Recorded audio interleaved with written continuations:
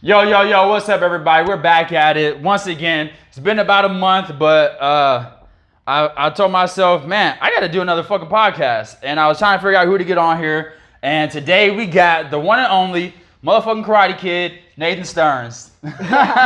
So, all right, let's tell everybody about yourself. Let's talk about, well, obviously this is MMA podcast, so let's tell everybody, let's run it from the top, your martial arts journey from the moment you thought I want to do MMA, rather you was 10 years old, 12, whatever it was. Just tell us about your martial arts journey, why you're a martial artist. Let's talk. Well, wait, okay, honestly, back in the day, I've always been a crazy, athletic kid. I've always been, being physically athletic. That's what I did. So, growing up, I used to watch shows like Teenage Mutant Ninja Turtles, Power Rangers. Trying to think what other shows I've watched. Generally martial arts related. Exactly. Jackie Chan. Stuff like that. So, it's always been there. And anime as well. I didn't get too much into Dragon Ball. I don't like it. You're a Dragon Ball Z I did, nut. but that was when I was 15. Yeah. Or maybe 14. I never really watched it. So I didn't watch it when I was a kid like a lot of other people did. Yeah, I don't like the graphics. I never got into it. But I'll tell you what I did love was fucking Avatar: The Last Airbender. I never watched that, but I've seen so many good things. I played a game and I was like, man. That was my shit, yeah. I would like to actually, watch the whole series, but man, it takes so much time to watch TV nowadays. Yeah, well, if you like it, you're gonna fucking find the time. Yeah, exactly. I do. What's up with Game of Thrones? You like that? I honestly, I started watching that 2-3 episodes into it, and I like the mythical stuff. I watched all the warriors, of them. but I have not finished it. Yeah, that's a dead conversation because I only talk with the true motherfucking GOT fans about that shit. No, that's one of my favorite shows, but Vikings is probably my all-time favorite. But anyways, let's not get off topic. I want to talk about, because I want to talk about MMA, but I'll talk about fucking anything. Now, I want to bring up the fact that when we was in school, dude, you was like a little fucking nerd. A nerd? I was not smart. Okay, what kind of nerd? I was just geeky. Or stupid. Goofy. But exactly, everyone's goofy in their own way, I guess. Yeah. But to be honest with you, from my perspective, because even though we live in the same town, we went to school together, we weren't really friends. We never hung out or no shit like that. I knew of you, especially when you started we knew with of MMA each other. And stuff. But from my perspective, it seemed like you was a little kid that a lot of people picked on. Oh. Yeah, I got picked on a lot. I had fucked up ears, not just a cauliflower nowadays, but in my teeth, I got gaps there. I don't get picked on much anymore, and maybe. So not physically bullied, but people just talked about you. Yeah, and then I probably give everybody. into it, and I get in a fight, and that's how I got in.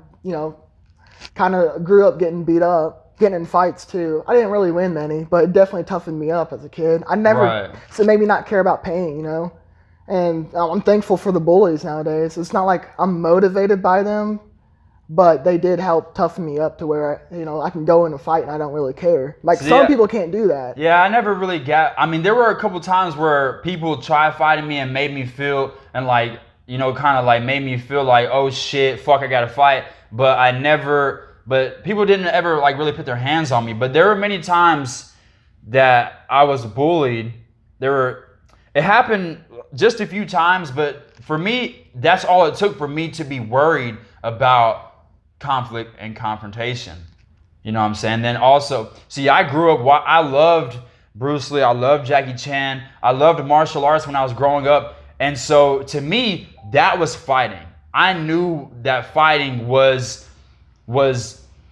I knew that there were techniques that if you knew how to do, you're going to fucking whoop anybody pretty much that don't know how to do it. So to me, I'm like, okay, I don't know how to do this stuff. I see these boxers, I see these kickboxers and other stuff. I don't know how to do none of that stuff. So to me, I knew that I didn't know how to fight. Whereas to everyone else was just thinking that they're fucking badasses. I knew I didn't know how to fight. Because they could beat up a little kid or something like that. Right, or whatever it may be. I knew that I didn't know how to fucking fight. Yeah. And I can admit now that even 3-4 years ago, even though I was cage fighting then, I still really didn't know how to fight. It evolves, dude, with time. Especially you and me and people who are actually martial artists, and we actually do look at technique. Because when you like really break it down, it gets so intricate. Like, man, there's so many levels to MMA, dude. Yeah. And when I moved out of Cape, and that's why, okay, I'm not going to talk bad about that, but when I moved out of Cape and I went to St. Louis, Texas, and trained with, I literally trained with fucking black belts in jiu-jitsu. And who fucking does that around here? You know what I mean? Yeah, as far as I'm concerned, or as far as my knowledge goes, the only black belt in jiu-jitsu around here is Brian. JW promoted Brian, I think. But where is JW from? Oh, yeah, St. Louis. I'm talking about lives here. Yeah. Just Brian. We only have one black belt here in jiu-jitsu. Right. Now, there may be other people that are at a black belt level, but just haven't been awarded the belts. But as far as actually having a black belt in the certificate, Brian Emos, that's how you pronounce him last name. I am Holtz or Emos, yeah. Yeah, he's the only black belt around here. But, yeah, really, Cape, man, aside from Brian and my sensei, Master Ivy, those are like the only people around here that really have some world-class techniques and strategies in martial arts. Those are the only three. I'll give some credit to Chad Morrison on that. It is in Perryville. It is pretty close though. It's close. It's only look. I've made that drive so many times, and if you really want it, it's only like a 40 Now minute look, drive. I've met Chad.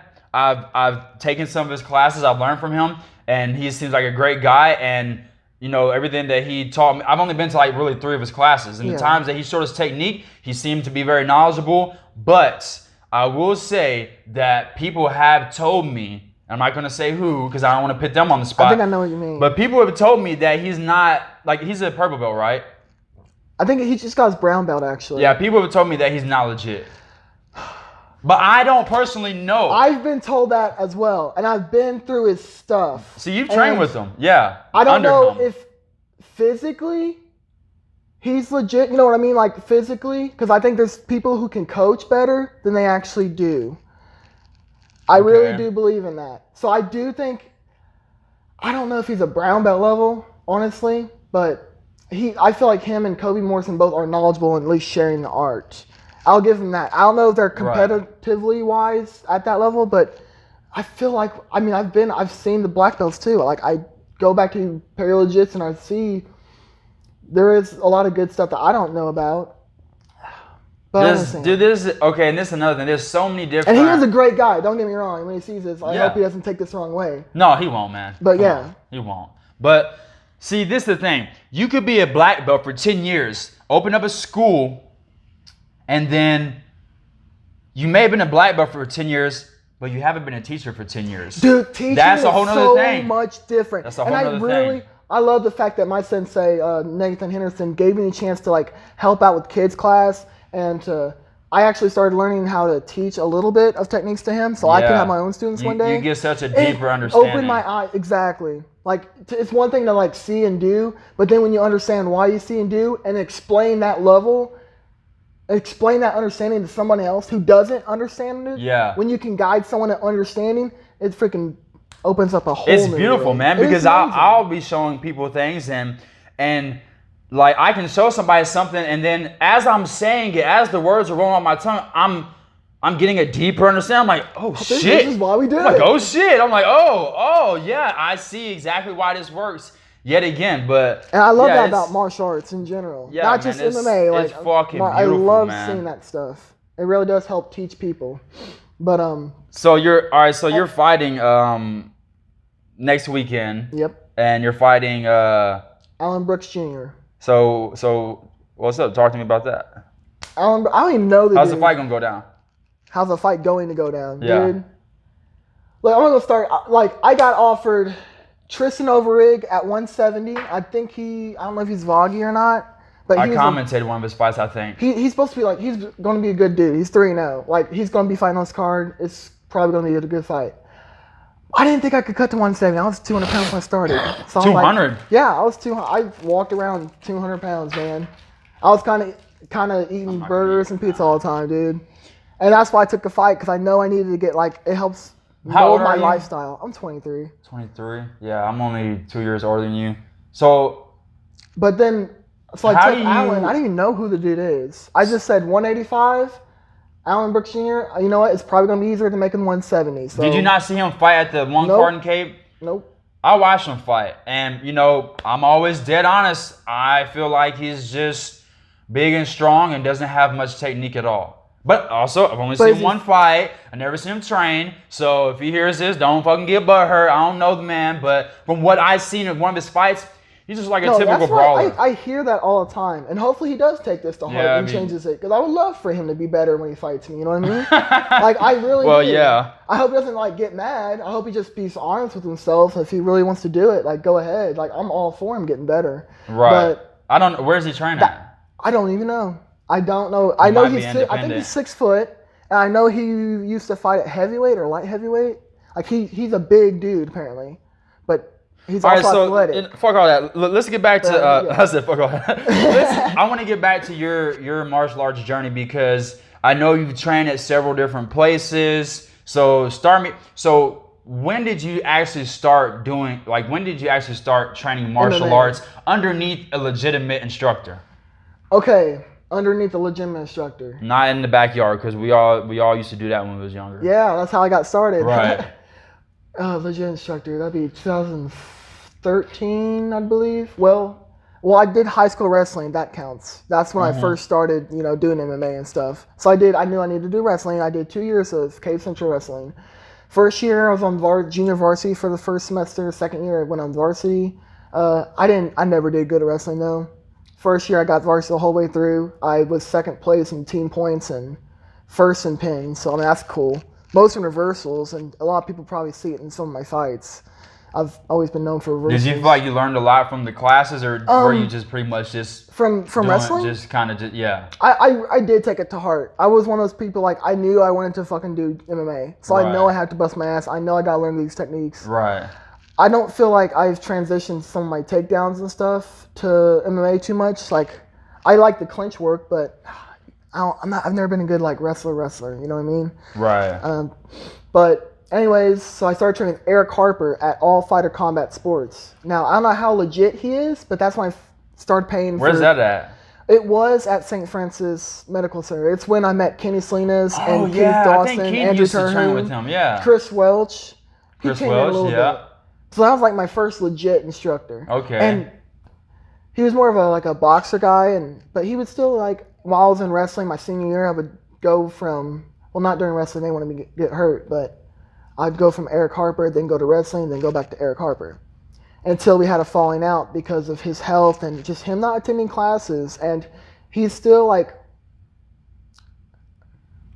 I think he thinks people are out to get him, but yeah. Anyways, I don't need to talk about that negative part. I don't need to say, dude. Me and him, like he tried to help me before, and then I declined his help, and then he started dissing me, like he's not a good, like I wish him the best, but he is not a nice person. Okay, man. we've encountered those people.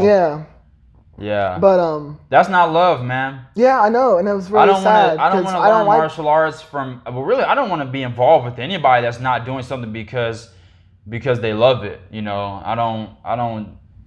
Yeah, it's not.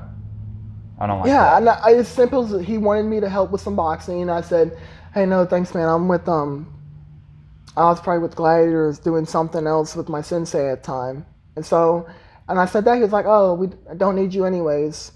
You're known as a gym hopper anyways. I was like, I understand that. I know you meant, but he still took it to a negative point. Anyways, so after him, I found Gladiator MMA back when they were based in Black Dragon Karate. And they were? Yeah, they started. No, I think they might have started in Black Dragon, like legit started. Really? Yeah, and then they moved over to Peak Performance. Like back when Kyle Kurtz and everything was here, we were training all the time. Okay. 2014. Okay. And then I had my first fight. Then I started actually training jiu-jitsu and Kempo karate. Like I did not have any traditional martial art until after my first MMA fight. Right. And that was obvious with Nathan. Neither did I. You didn't? Until after like not what, 4 until fights? After about 4 fights. I did 4 fights with like no technique. He was like, bro. "Fuck it, dude, I'm gonna fight." Yo, I just got in there. I didn't know anything. I could do a half-ass rear naked choke, triangle arm bar. Like you wasn't going I to just watched schools. like yeah man. I had Would you no ever training. like practice though? Like you practice? Yeah, we practiced in the backyard. Yeah, but I was also hell. I used to smoke cigarettes when I first started fighting. I was still smoking cigarettes. I was doing no type of conditioning. I wasn't running. I was doing nothing, bro. Like, yeah, I wasn't doing nothing. I just got up off the couch and got in there and fought. So that's why my MMA record isn't that good. Why did you just want to fight? I wanted to know how to fight. And I was always scared of fighting. So I think, okay, if I force myself to do this, after a while, I won't be scared of it anymore. You know what I'm saying? Now, and I actually know how to defend myself. So that's why I got into it. I didn't get into it for no fucking money, fucking fame, nothing like that. I got into it because I was scared of it, and also because I wanted to know how ever since I was a little kid. My son's uncle just asked me one day. This was back when I was probably I was 16. He asked me, he said, "You know how to fight?" I said, "No." Whereas most people would be like, yeah, I know. I was like, no. He said, "You want to learn how?" I'm like, yeah. So he taught me a few things, but it was not, we weren't doing any really real hardcore, real training, you know what I'm saying? It was just kind of just like, piddly widdly stuff. And then I had my first fight when I was 17, lied and said I was 18. Changed my, saying, told him I was born in 93 or whatever. I lied just so I could fight. Who was that with? Devastation? Yeah. I remember seeing those videos. Yeah, I would watch you, because you, David Johnson, and I knew you from David Johnson and stuff. Yeah. Like, oh, dude, him and Kyle Kurtz and everybody else was doing it. Yeah, everyone thought I was a badass, and I didn't even. Yeah, dude, I was like, dude, this is because me and Jesse Mayhem were talking about you before, actually. You saw your videos, like, I think you threw some knees and stuff. Who was it? Like, damn, look at Willie. Jacob Biggerstaff used. And that was back then. In 9th grade PE, Jacob Biggerstaff used to always be like, dude, man, I don't think you can take Nathan Stearns. And now I'm like, dude, I will whoop his fucking ass. I'm like, what are you talking about? I didn't even know you. I'm like, I'll whoop his ass, dude. I seen that little geeky motherfucker in school, and he always would say that about. Oh no, okay, no, let me scratch that. I'm sorry, I fucked up. Nope. Let me go back in my memory box. It wasn't you. He would talk about. It was fucking David Johnson. He always was on David Johnson's nuts. No offense, Jacob. He would be like, David Johnson. He'd be like, oh, dude, David Johnson's a fucking black belt crying this, and I was like, dude, I'll whoop his ass. And then him and I met up at the park. The first time we met up at the park, he couldn't show he got grounded or something, so I ended up sparring with this other kid from Notre Dame, knocked his ass out with a fucking flying knee, bro. Double wrist control, fucking jump and kneed him right in the face. Where'd you learn that from? Dude, that was back when I didn't know anything. Yeah, wow, we both came out and we started to swing, and we started to go at the same time, and I just like grabbed his wrist and pulled and jumped, need him dead in his shit, bro. I have to remember that one for the video is on fucking YouTube somewhere. I can't find it, but it is on YouTube, bro, and it is a beautiful knockout. But no, I got so the first time I knocked that kid out, and then David showed up the second time, and it was kind of 50-50 on the feet, but then somehow we got to the ground. I'm not sure how. I got his back. I went like this. Oh, dude. Elbow right in his fucking back, bro. Like, boom. Spine. Boom. Boom. He's like, whoa. Him and his friends like, whoa, dude, you can't do that. That's illegal. Yeah. I said, what the fuck you talking about? Dangerous. Illegal. We're fucking fighting. This ain't no sanctioned bout. What the fuck you think this is? You wanted to come here and fight me because you thought you could whoop me. I'm not your friend. I don't know you. I came here to beat your ass. Oh, you wasn't like doing MMA rules or something? So it wasn't like a dual time like? Bruh. Or was it not? We was fighting at the park with little fucking training gloves on. I fought Dave. We had rules though. Like we did MMA rules. Rules? If you guys, I never got a fight. Rules? No, bro. We were showing up there to spar. Okay, in my eyes, this guy wanted to beat me up. You know what I'm saying? Yeah. No, fucking rules. So they didn't say anything about rules before you guys fought, is what I'm saying. Or did they? No, we didn't say nothing about no rules. We just put on the gloves and just went at it. They said, just here you go. Then why would they say you can't do that?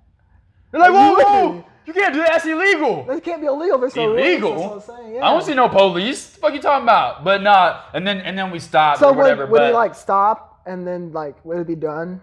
After I elbowed him a couple times to the back, bing, 12-6, right in his back. they was like, whoa, and we stopped, and I was like, and then we were just done. It wasn't no like hard feelings afterwards or nothing like that, but yeah. Dude, I left a fucking knot on his head too, dude, a big knot. From elbow? No, it was from, I don't even remember what that was from actually. But all I remember was it looked like the Hurley sign. It looked like an H. And I was thinking, yeah, that's my last name's initial. I just zeroed. I don't know how I put the knot on his head. I don't remember. But and am I saying that I was a better fighter than him then? I don't think so. No, his striking was definitely better than mine. But did I win that little bout? Yeah, I definitely won that bout. Was it illegal strikes according to MMA rules? Sure, yeah. But like I said, it wasn't. Yeah. Think about MMA the first UFC. Was there any rules? I don't think there were. There's only like what 2-3 rules. Like no biting and no eye gouging. You could kick to the balls. You could do all that shit. Yeah, so but anyways, yeah, that's what had happened with that. No eye gouging, probably only that. But yeah, so. All right, but anyways, back to, so then you started training with the Gladiators, and then then I guess after that I went to traditional martial arts with Brian Imholtz at Gracie Jiu-Jitsu. Yeah. I think I got to like my first or second stripe before I switched from Gracie Jiu-Jitsu to Chad Morrison. Why'd you switch? Honestly, like nothing against Brian, I like no-gi. I personally, as a martial artist myself, like everybody's different, I like no-gi stuff because I like doing MMA. Right, and I love the gi, don't get me wrong. But we only did gi maybe like once a week. Well, at Chad's we would do it, I'd be there 2 or 3 times a week doing no gi. Yeah, it is more practical. And I'm thinking about MMA. switching. I'm thinking about waiting to get affiliated with 10th Planet, but I had to move to a place that has 10th Planet. Right. I've been in one. I've seen some of the stuff. I want to get more flexible. I think it would push me to want to have that goal. I look up his rubber guard series all the time, and I love rubber guard, dude. I love it. I know at Wilson they do a couple of rubber guard stuff. Their coach at Wilson, amazing gym. Another place I've been to, and that on my martial arts journey, like where? Wolves Den. It's over Wolves Den. Yeah, they got some good. O'Fallon, Missouri now. Oh my God, no, those people are great. I can't say enough good things about them. I don't think I have anything negative to say. The only thing is like, fuck Wolves Den. Yeah, fuck those guys. Fucking amazing. That's a good gym. Yeah. Or dojo, whatever you want to call it. But yeah. Yeah, that's hands down the place I'd go to, like, if it wasn't for anything else I have going on. So, yeah, man, people call you a gym hopper, but this is the thing, people... it's true. You're getting knowledge from all these different places. Yeah, it's, I think, I know I had some bad... There's some social media influence in that, obviously. Back when I was young...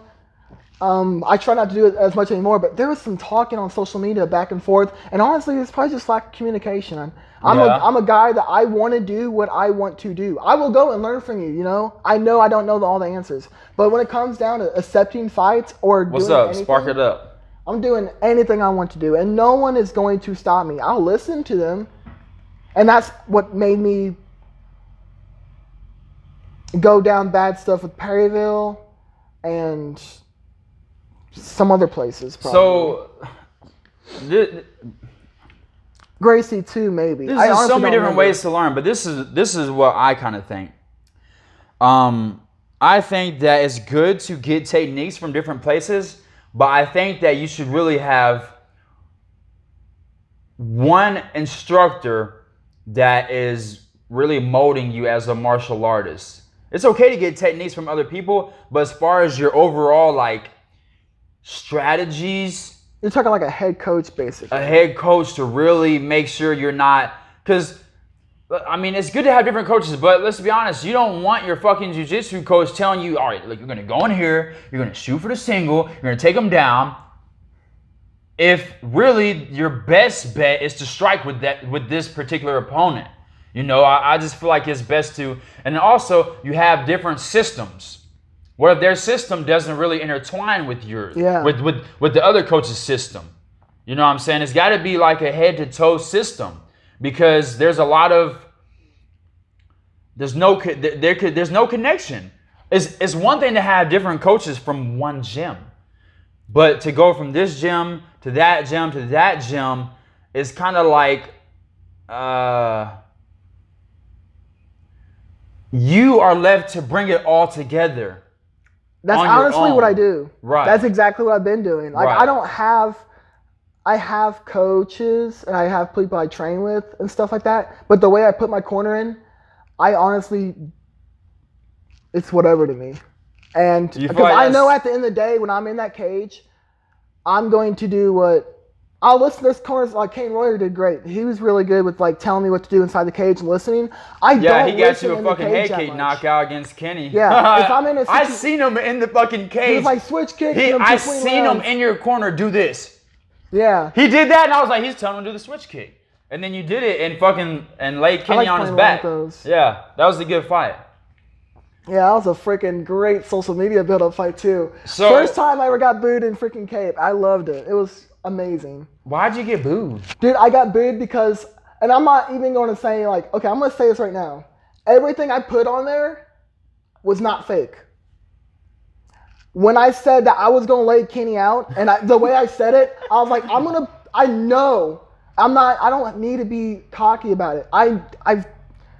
We've had never bad blood, but I've trained to do. And I just said, hey, I know I'm going to lay him out. Yeah, I love Kenny, dude. Kenny is fucking awesome, but if I was betting money, I would have bet my whole goddamn paycheck on you. And people didn't like that because probably, teammate. You're younger, you have more technique, similar experience and stuff. I mean, it's just he was the underdog. Doesn't mean he couldn't have won. Now, the thing is, I vocalized that on social media, and I made the words into things that were people have negative connotations about. This is the thing. I was going to lay his 39-year-old vessel out on the canvas or some shit. All the best fighters in the fucking world get them boos. Hey, you know how many people hate Floyd Mayweather? And he's made the most money out of everybody in fighting. It's an emotional response, That's how you sell tickets. I was watching a video last night about that. I don't give a fuck if you're coming to watch me win or lose. Just come and fucking watch me. Dude, yes. If they're not, they can talk good about me. They can talk bad about me. But, keep talking about me because it's... I mean, I do want y'all on my team, but hey, as long as you're fucking watching the fights, that's all that really matters. Yeah, and there's sometimes where it's like, do I really want to win a fight or do I want to be entertaining in a fight? Win. Yeah. And be entertaining. Yeah. You know what I mean? Like, there's things you can do to be safer to get a win, and there's things that you can do to, like, I want to just make a good show for the fans. I want to have fun. Yeah, and both people are different. Like it's okay to, I want to win more than anything else. So some of those guys, I'm just gonna go wrestle this dude. No one wants to see a dude wrestle. Fuck that. I appreciate all the good stuff. I don't want to get booed because I'm boring. You can boo me because I'm talking shit. You can boo me because I knocked your motherfucking homeboy out. But you ain't gonna be booing me because it's boring. That's not my fights. Right. So you want to be an entertaining fighter, and you're doing kickboxing. Kickboxing is hella entertaining, dude. Oh yeah. But I'll be going back to MMA very soon. Well, anyways, shit. And when I go back to MMA, it's gonna be bad news for my whole fucking division. Wait, are you doing 145? Yeah. What's your MMA record, kickboxing record again? My MMA record is. But that includes the ones that you didn't train for, doesn't it? Yeah, it don't matter. My MMA record is 3-4. 3-4. It's 3-4, and because I know a lot of people were talking shit about that online to you, about the whole kickboxing thing and everything else. Look, this is the thing. People can say whatever they want about a motherfucking Rainmaker, but they're seeing what I'm doing. That's your nickname? Yeah, they're seeing what I'm doing. They're seeing what Willie Harris is doing. You're doing fucking great. It looks like you're doing great kickboxing, in my opinion. 9-2. 9-2, I would think so. And the only 2 losses I have, we went all 3 rounds, and I still came out with not one fucking scratch on my face. I'm still fucking beautiful. Even that Zach Coffey fight was fucking amazing to watch. See, why I lost that fight is because I was being too safe. I was being too cautious, trying not to get hit. Dude, I could lay him on his motherfucking back in 10 seconds. But that's what happens when Willie's worried about what's going to happen to the Rainmaker. Fuck that shit. From now on, when I fight, you'll see me going there and just be free and fight the way I know I should.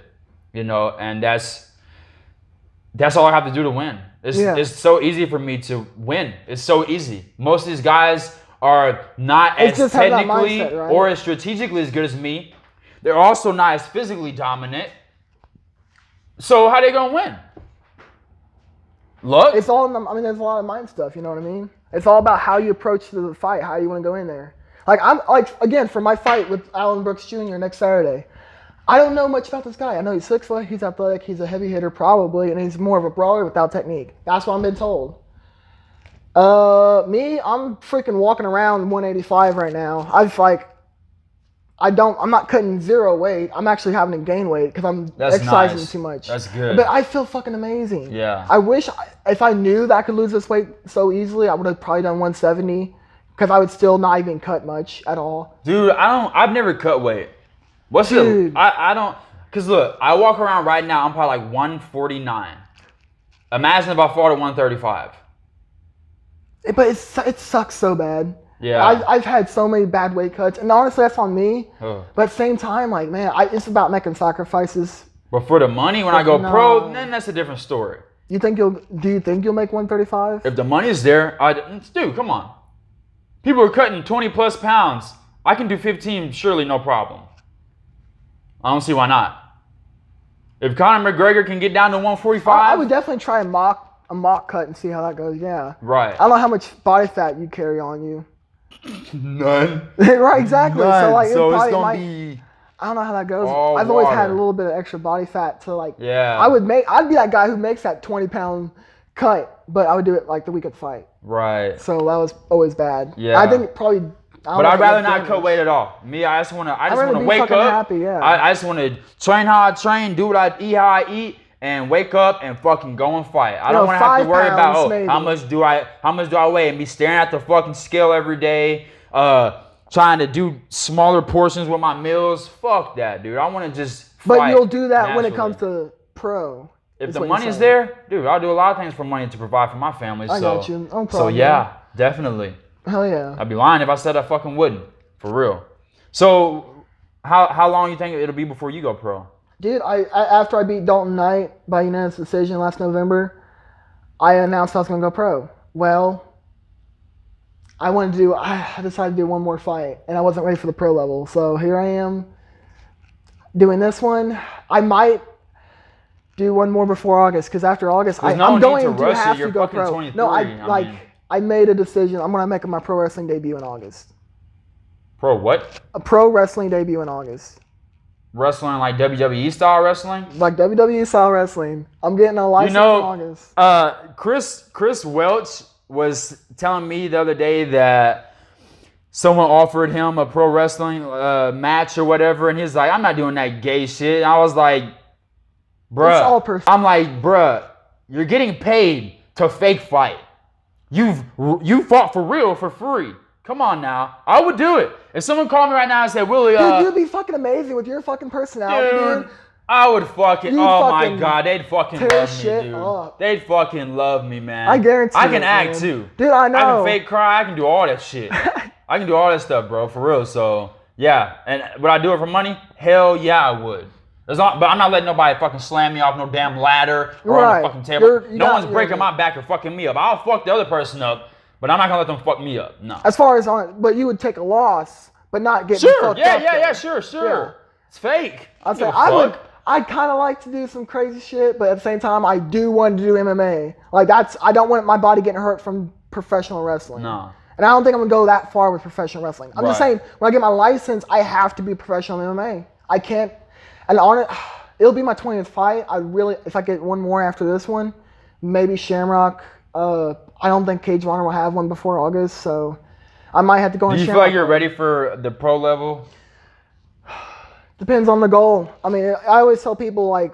I feel like you're ready for C level pros. Yeah, I'm not a good fighter. Like I've trained at places. I know a few techniques. I'm not a blue belt in jiu-jitsu. You don't think you're a good fighter? I'm not. I don't think I'm a good fighter. Enough for pro level. Like when I see pro level, I'm thinking UFC I'm trying to figure out if level. you're being modest or honest. No, like I see my shit and it looks fucking it looks dumb. It looks fucking stupid. Yeah, you're being honest. And then I'm like, I compare myself to a higher level. But I always expect when better. you watch some of the sometimes I'm like, hey, that's pretty good. Watch the pros. Let's be honest. How many UFC fights have we seen where we're just like? Those How you get into fights. the UFC? I just see the my people in technique's Texas. better than that shit. Yeah, but yeah. I know that I can It hang with depends on the C-level fights. pros. C-level? See, what would you call C-level? Just people that just probably like me that go, hey, let's C-level. go pro. All right, you got C-level, paid. you got B-level, you got A-level A-level. is what, UFC? And then you got elite. No, you have C-level pros in the UFC. They're the people that are always fucking losing and have shitty technique. I see what you mean. And the ones in Bellator, do you see some of the Bellator fights? I don't really watch Bellator. Oh, I don't watch. I just go on Google, but I hear some of these matchups and I gotta look into it. I throw some trash cans at people. The C-level fighters you're talking about. Yeah. I'm like, dude, let me know their manager team. Let me get on that level. Dude, if I can find a management team that puts C-level fighters on Bellator, put me in there. I'll be like, go. See, here's my thing. I don't want to go pro until I'm an elite level pro. Right. When I go pro, I want to go straight to the top. No setbacks. You're all about those challenging fights. I want to just bang, bang, bang, bang, $1 million fucking fight. And then from so on and so forth. I don't want to fucking fight 20 times as a pro to get into the UFC. I want to go pro and fight like 3 to 5 times, and now I'm in the UFC. And once I get to the UFC, 5 fights from then, I'm gonna be motherfucking fighting for the title. That's how I see my career. I don't see myself lingering around in the pros for years and years and years. As a journeyman, basically. Fuck no, I'm not gonna be no journeyman. I'm only doing it. I'm just doing it because I like the lifestyle. I'm not going to say I'm not serious about MMA, but there's like there's things I sacrifice. I thought you was all in. To do. I'm all in as far as I'm doing MMA. Now, as far as what level I get to,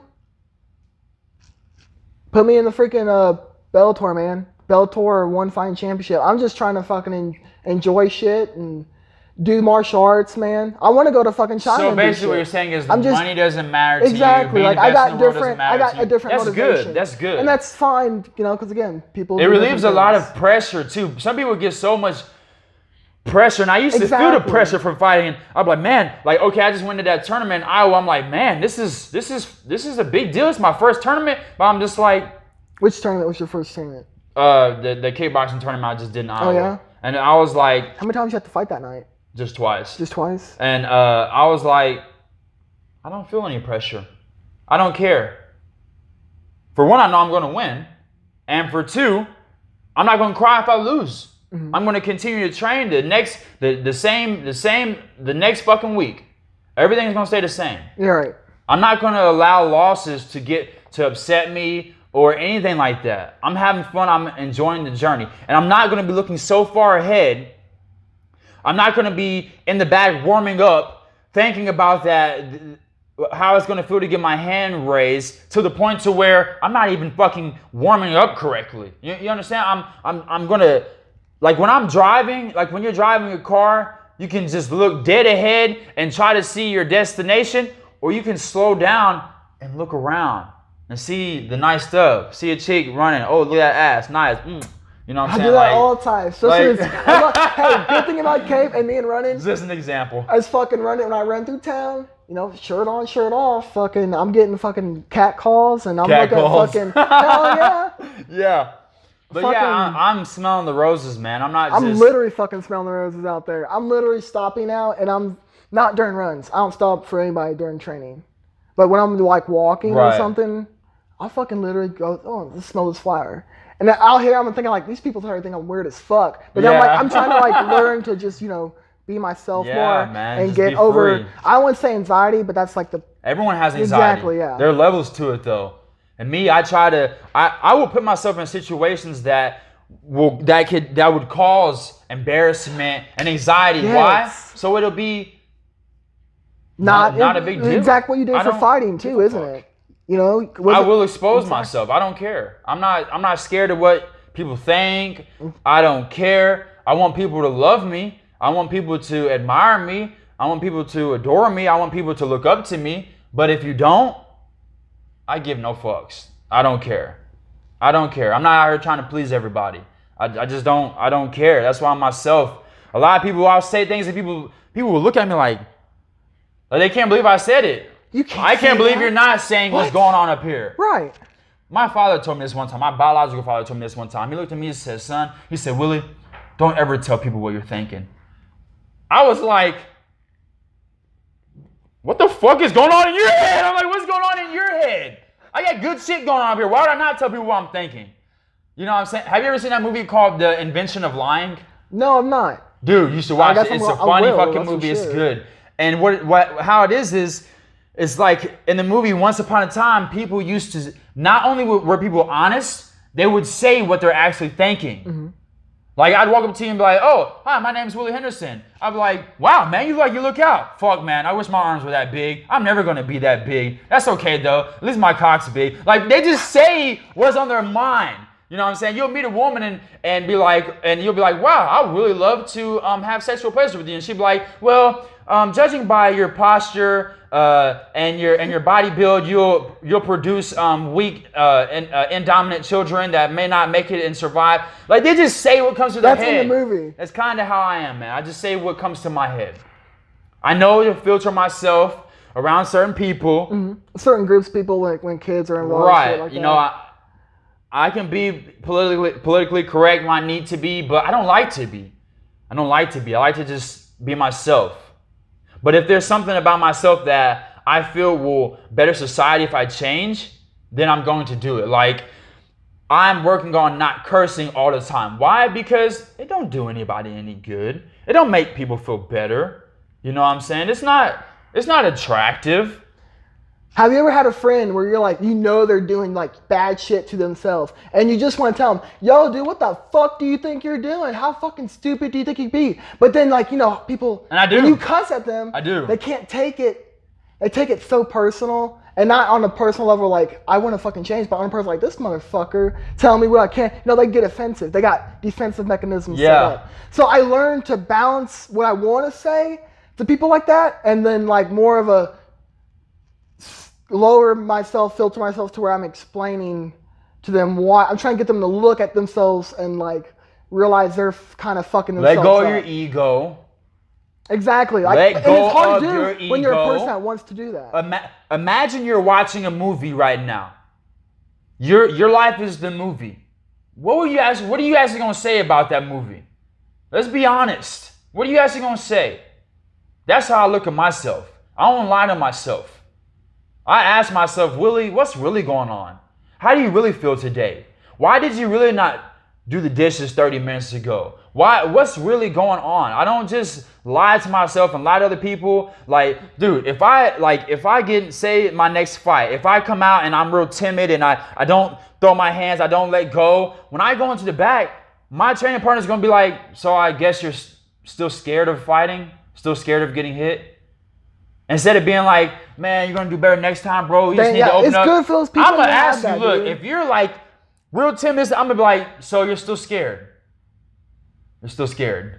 And they get mad. Like, oh, you don't want to. That's just a defensive mechanism. Oh, you don't want to teach. I would be like that back in the day, like before I started learning more about psychology and like really developing more perspectives and talking to different people and seeing how they came up from, and then really looking at myself and saying, then being honest and removing that ego, like you said. Like, it's so hard for people to do. It is hard. Because they gotta realize it exists. Hard.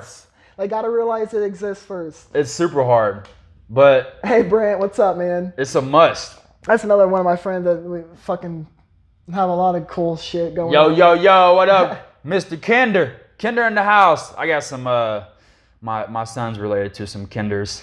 Some Kinders. But yeah, man, it's letting go of your ego and stepping outside yourself. That's how you're really going to get an honest point of view of your life, especially as a fighter. It all interrelates, and that's why I like martial arts. It's because it's like I'm not playing with the ball. I'm not playing. They got great things. Like, I love basketball, I love football, but it's fucking. At the end of the day, it's you and another guy in a fucking cage, and you know how they always say the truth will out. I always realize, like, what the fuck, the truth will out? No, you're hitting a dude in the face.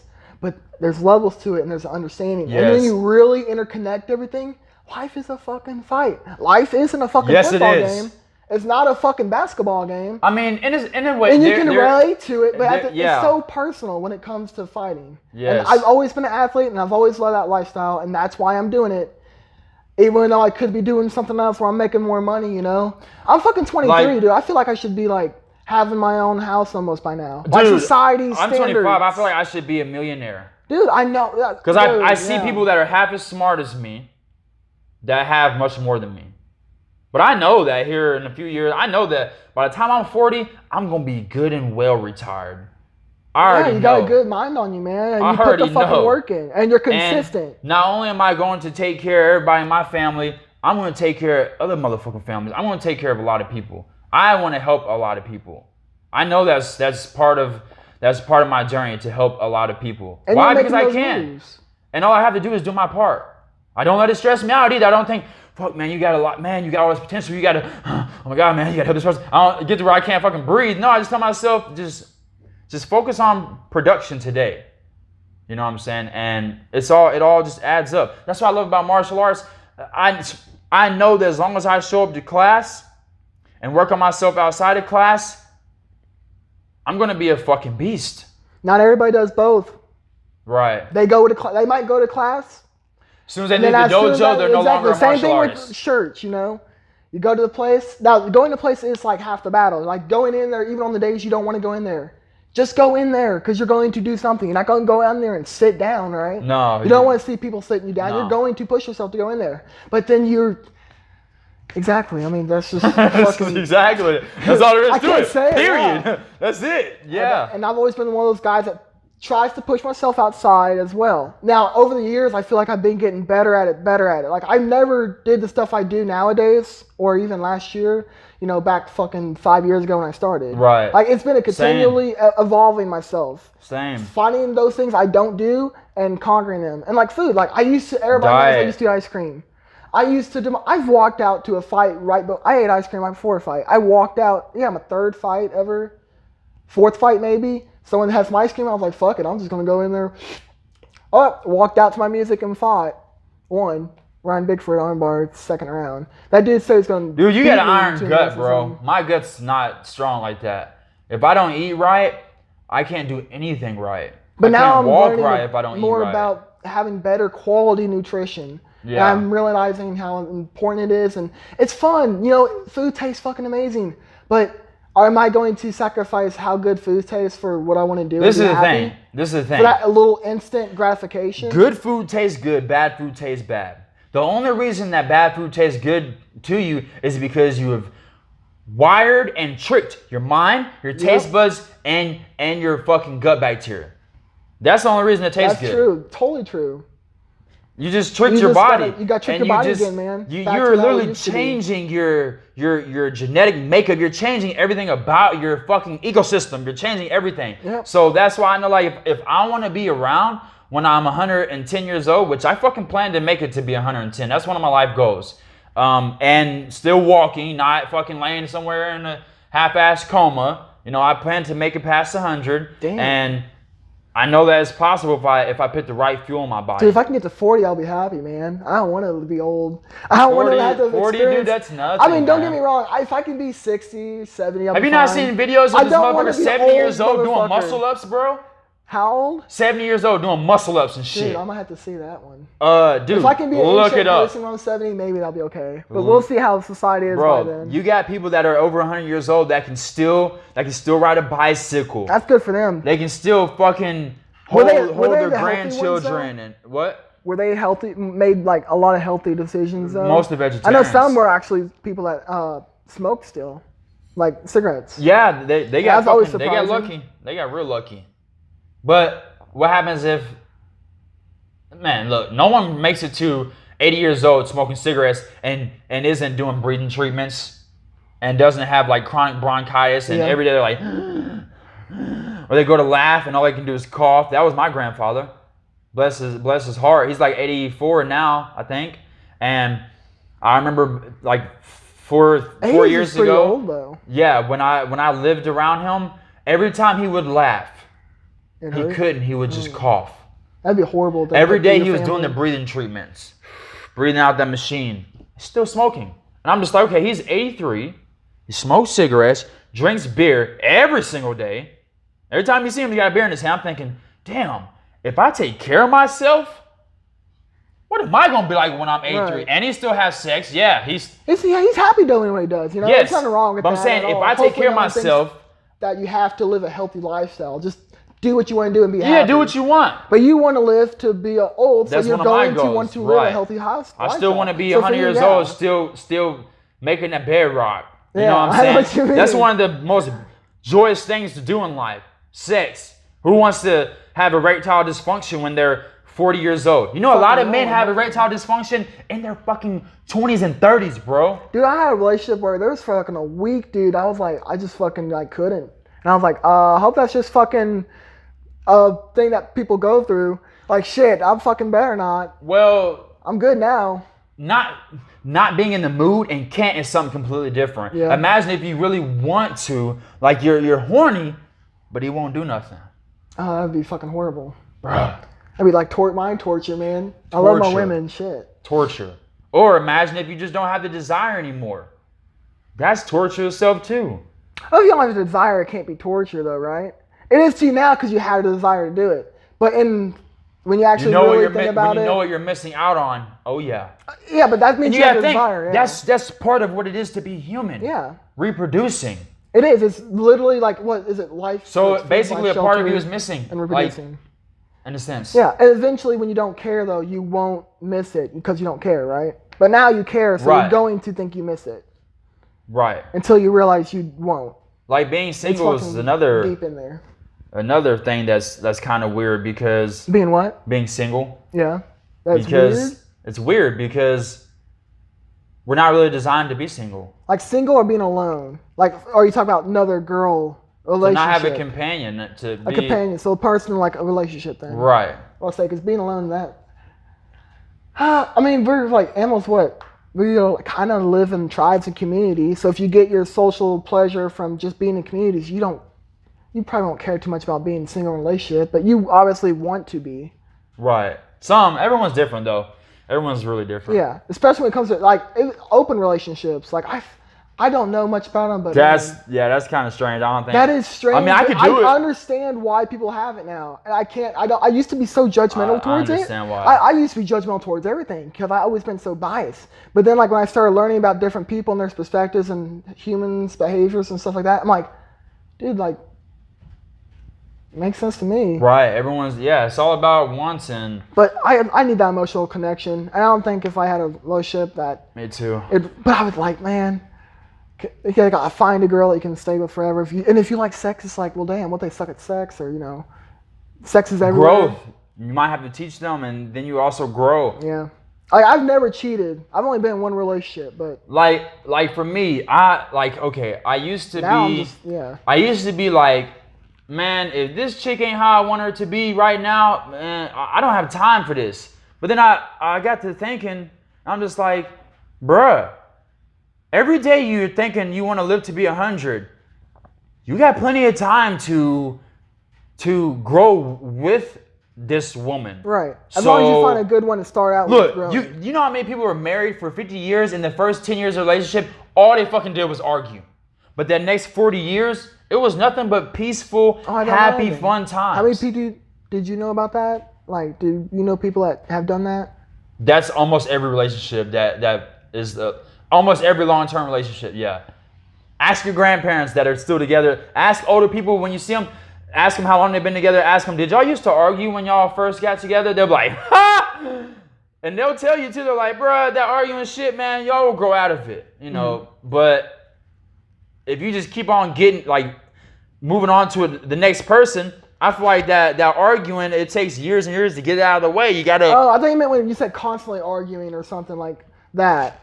I've had arguments and maybe not constantly. Yeah, that's what I thought you meant. I was like, what? No, not I was like, constantly. I could not be with someone that I constantly argue with for 10 years. Constantly. Now, I can get in arguments and be okay afterwards. But in a sense, you. Because I know you don't want to get in an argument and say, oh, well, this is over. But it's going to happen. You're going to get into arguments. They're two different people with similar interests and stuff. It's just like martial arts, bro. Here we go again. Related to martial arts.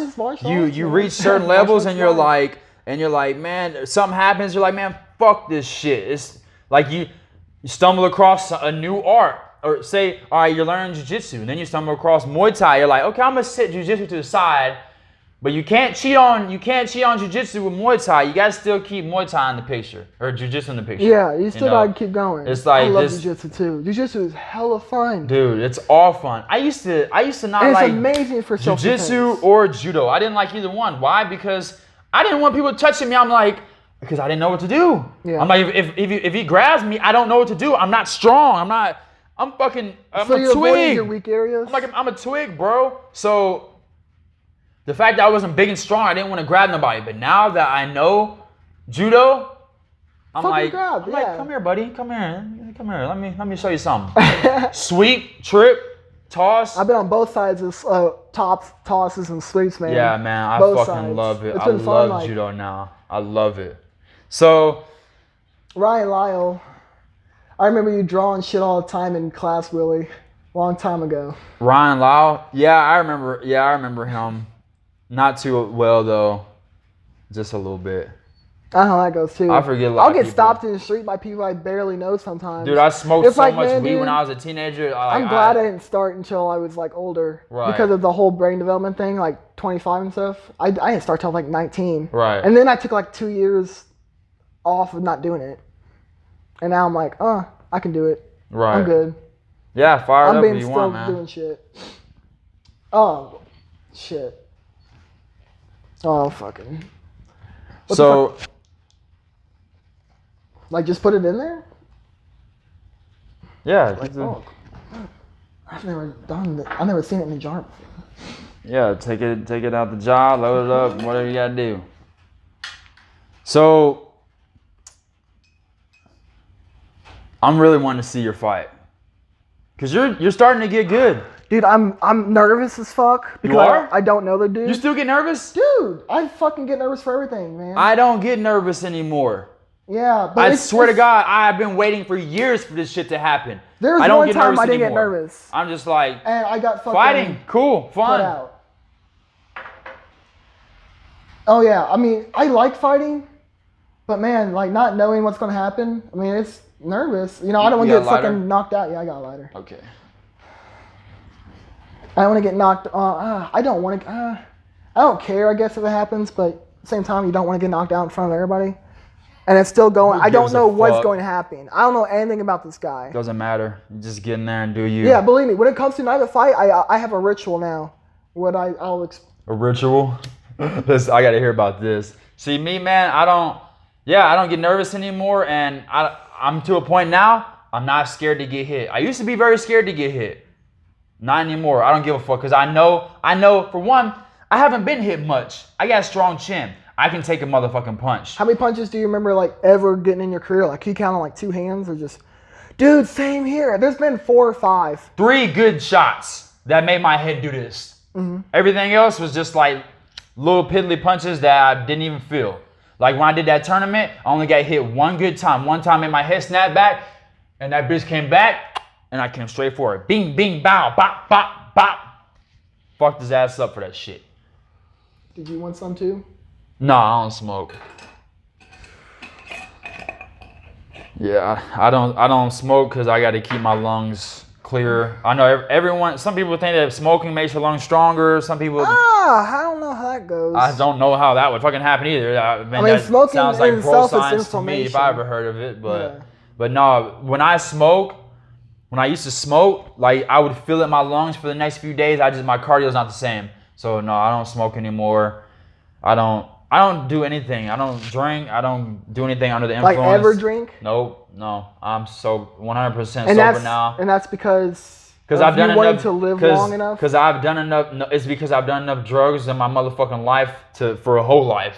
Oh, so you already got it out of your... Okay. I done got all that shit out of my system. I don't want to be under the influence. I used to be addicted to dope. I'm still an addict. But I don't want to be someone that wakes up and the first thing I think about is feeling a way that's different than how I'm feeling naturally. I just want to be natural. I don't want to have to smoke to have a good time. I don't want to have to drink to have a good time. You know, it got to a point to where I couldn't do anything sober and it'd be fun. That's some scary stuff too. Right.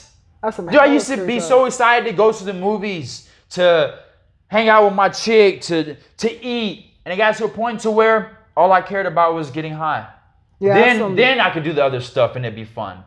So I was like, no more. And I quit all this stuff, and now I'm 100% sober. And when I get my dopamine boost, it just is out of nowhere. It's from natural things. You know what I'm saying? I'm just 100% natural. That's how I want to be. That's how I plan on staying until further notice. So yeah, I've always told myself if I ever experience that, smoking weed or anything else, that I would make sure I fucking stopped. And I do like taking periodic breaks. Like, this is the first time I've smoked in, I think a week, almost 2 weeks actually. Right. And so yeah, I do take short breaks because it is nice to be sober. Everything is about moderation, and for me, I can't just take a couple hits of weed and be like, yeah, that was fun, and then do it a month later. Nah, nigga. I'm gonna hit that shit and I'm gonna be like, well, gotta buy something for tomorrow. Like me, I did it when I was a teenager. I was high every day, so yeah, I know some for people me are still it's like all or nothing, and so now it's nothing. Mm-hmm. The only thing that I do I don't do nothing. Like, I drunk like 10 times I use last year. CBD, but that doesn't make me feel anything. All it does is help me with my muscle recovery and inflammation. I won't smoke weed. Yeah, I don't want to smoke anything. I used to smoke cigarettes like 7 or so years ago. Quit those. That was the first thing I was able to quit. When did you first start smoking cigarettes, though? Shit, when I was like 15. And why was that? Because other people were doing it, or just? Because monkey see, monkey do. Yeah. Yeah. Were you one of those people? Dumb fucking monkey. Yeah. And when I started, I didn't even like it. They used to make me sick, bro. I mean, when I was a little kid, I would smoke, and I would be like, oh, my stomach would hurt so bad. I would take all my clothes off and go lay in my bed and just pass out. I hated them. Why did I keep doing them? Everyone else is doing it. And as a matter of fact, I didn't even like smoking marijuana. The first 100 times was like, shit, relax. They say you can't die from this. Relax. Oh my God. Relax. Dude. They said you won't die. Relax. So like the first 100 times, it was uncomfortable. But then it got to a point to where I did love it. Like if I smoke now, I'd be like, oh yeah, it feels good. But I had to trick my brain into liking something that didn't even feel good. And maybe it wasn't. It was just because you were like hanging around with people, right? Yeah, just monkey see, monkey do. So now I do what I don't do that monkey see, monkey do shit. Or I look at the monkeys that I want to be. I look at the gorillas I want to be, and I do what I see them do. But not everything. A lot of professional athletes smoke weed, but that doesn't mean I'm going to do it. That's not my journey. That's not who I have to be. I would love to smoke, sure. But you know what I would love even more? To not need to smoke. And if I do smoke, I'm going to need it. That's just how my brain works and maybe 10 years from now, it'll be different. Maybe 10 years from now, I can take a hit and then not do it for another year. Maybe I could just smoke on my birthday. But now I can't do that. Like today, if like say 4th of July, so I'm like, you know, it's 4th of July, I can have a beer. Yeah. Having that beer is going to make me want to do some other stuff. And then if I do some other stuff. Even one beer? Or you'd have more than one beer. Bro, I'll be chasing That'd be like the dragon. A binge thing, yeah. I'll be chasing the dragon, man. I used to be addicted to pain pills. Bad. Like, bad. So if I smoke, I'm going to be like, it's not going to satisfy me. I'm going to want that opioid feeling, which I know you probably don't know how that feels. But no, I don't. I never. You never want to do stuff like that, man. It's highly addictive. So many people are addicted to opioids. It's nuts. Why? Because compared to weed ain't shit. You think weed makes you feel cool? Makes you feel good? Weed ain't nothing. That's at the bottom of the motherfucking totem pole. You want to talk about pain pills? You want to talk about motherfucking cocaine, meth? Now, that was some drugs. You just hit dude. You feel like motherfucking nothing on earth matters. A motherfucker could run up and punch you dead in your shit, and you'll be like, oh my God, thank you, sir. Like, it's phenomenal the way drugs make you feel. Damn. You have no fucking idea, dude. It's nuts. It's scary. And that's why so many people are addicted. That's why you walk outside here in Cape Girardeau, Missouri, and you see meth heads everywhere you look. Cause I can't identify them. I don't know. I got asked for heroin one time in St. Louis, though. I was pulled. My car broke down. It's scary as shit. Once you get into that world, every time you see someone on drugs, you'll know exactly what they're on. I can look at someone, I know if they're high on weed, or I know if they do meth, or I know if they do heroin. I can tell just by looking at them. And I mean, you can tell. Wow, I just had deja vu. Wow. I think some people I could tell about weed, but not like the other stuff. I mean, obviously I don't know, so I would never. Oh, I have so many friends that have the same story and background that have done that stuff before, and they showed me that, and I'm like, wow, that's crazy. But I was trying to look into the future at your fight. Dude, I see it freaking. There's been times where I've had deja vu, and I could see into the future just a little bit. I swear to God. I mean, I wouldn't doubt it. It's only happened a couple times. The only things I would ever mess with are, I feel like, hallucinogens for a certain reason. That's okay. Like mushrooms, you get addicted to mushrooms, you're just a retard. Because it's hard to get addicted to stuff like, it's harder. People don't really do mushrooms and then think, I'm going to do this every day for the rest of my life. No, that's like a one-time experience that you do every once in a while. Same with acid. You can get addicted though, don't get me wrong, you can. Yeah. You can't chase that because it's such a crazy thing, man. You chase that, man. When you can release so much dopamine and endorphins in your brain, it's like it's a crazy thing. That's why I stay away from the stuff, man. I don't want to release that. I don't want to do drugs anymore, man. I can't do it. I just can't. I don't have no desire, man, at all. And I'm a better. Drugs cripple you. I don't give a fuck what anyone says. Drugs cripple you. Or they can. Marijuana. Like all of them? They can. Or like. When you do it every day, they cripple you. Yeah, every day? Or are you like, you still be productive though and do it? You can still be productive, depending on what, like anything over weed and, you know, like you said, shrooms. Like I said, weed is at the bottom of the totem pole. Yeah. You can smoke weed every day and still do the same stuff. But weed is, if you smoke weed every day, it is going to stunt your your memory. I hate when people say short-term and long-term memory. It's going to fuck with it. Your memory recall, and if you're messing with your memory, if you're taking away from your memory, you're not going to be the same person. You're not going to be, you can't operate on the same level. Imagine if every time you went to the dojo, when you're walking out, I said, okay, now you're going to hand me back 3 of them techniques. You're not going to be the same martial artist. You're not going to remember. If you can't remember this shit in life, then it's like it didn't even happen. Right, and that's the scariest, especially for So you take away your knowledge and your wisdom when you fuck with your memory. That's why that's one of the biggest reasons I will not smoke weed anymore. That's why I make sure I don't try to do it too much. I've always had a bad memory. Like, I've always had so you definitely short-time bad memory. Yeah. And I'm not even going to lie, it probably did make it worse. You know, that's why I'm glad I didn't do it when I was a kid. But I don't know all. It might make it better for you. I don't know all. But generally speaking, statistically speaking, the shit it cripples your memory for sure. Yeah, it definitely affects brain development in a negative way regarding that. That's no doubt. It does, no doubt. People try to. That being said, with other, every drug has their own demon with it. Alcohol kills your liver. Let's not call it demon.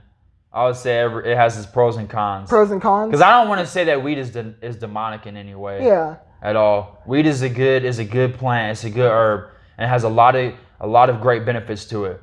But one thing I know about marijuana, Willie Henderson ain't supposed to do that shit every day because it will cripple, it will stunt his growth and the things he's got going on. So that's why I just don't do it anymore. And people are always surprised when I tell them no, I don't smoke, and half of the people don't even believe me. They don't even believe me. I tell them no, I don't do marijuana. They be like, oh yeah, sure, whatever, nigga. I'm like, all right, whatever, fuck you, don't believe me. But no, I don't anymore. I used to. At first, I stopped smoking. I went to the edibles, and then I realized, I'm like, dude, you're still stoned out of your mind every day, and you're in this haze, and that's why, no, I just don't do this stuff anymore. Yeah. Now, I don't need to, and I know that I'm going to be very successful because of that. But if I would have continued to do drugs... You wouldn't reach the same level of success. Nope. Not even close. I would have lost everything eventually. Yeah, I can totally... You would think you... No matter what I used to lie to myself, but I don't lie to myself anymore. Drugs made it to where I didn't even care for my kids the same way. I didn't even love my kids the same way. When I stopped doing drugs, man, the way I love my kids now is like through the roof. And I already loved them through the roof while I was on it, but it's just like even my relationships. Like you just went deeper, yeah. I was fucking up my relationships, man, because I wasn't right up here, man. This is number one. Your mind and your body and your soul. is all together, so you can't put one before the other. Or, things turn out of whack for you. I know you got to work on things separately sometimes, but man, you got to work on what you eat, what you see, what you hear, what you speak, what you do with your body physically, all together every That's how day. It always worked, yeah. Yeah, man. It's like, you can't have one without the other, man. You can't be. What does it matter if you're very strong, you can lift heavy weights, but you're a dick, you're an asshole, and you treat people like shit? Well, maybe big muscles those don't people matter. probably don't even know about that. Maybe they don't even think they're doing that. A lot of people everything don't. in their own little world, it's like, this is what it's about. Trapped in the Matrix. I used to be trapped in a St. Peter and Behavern. It's I like keeping things like, but yeah, trapped in the Matrix makes me think of computers. It makes you think of the whole movie The yeah, Matrix. The Matrix. I used to be trapped in the Matrix, but then I was like how they woke up Neo. Mm-hmm.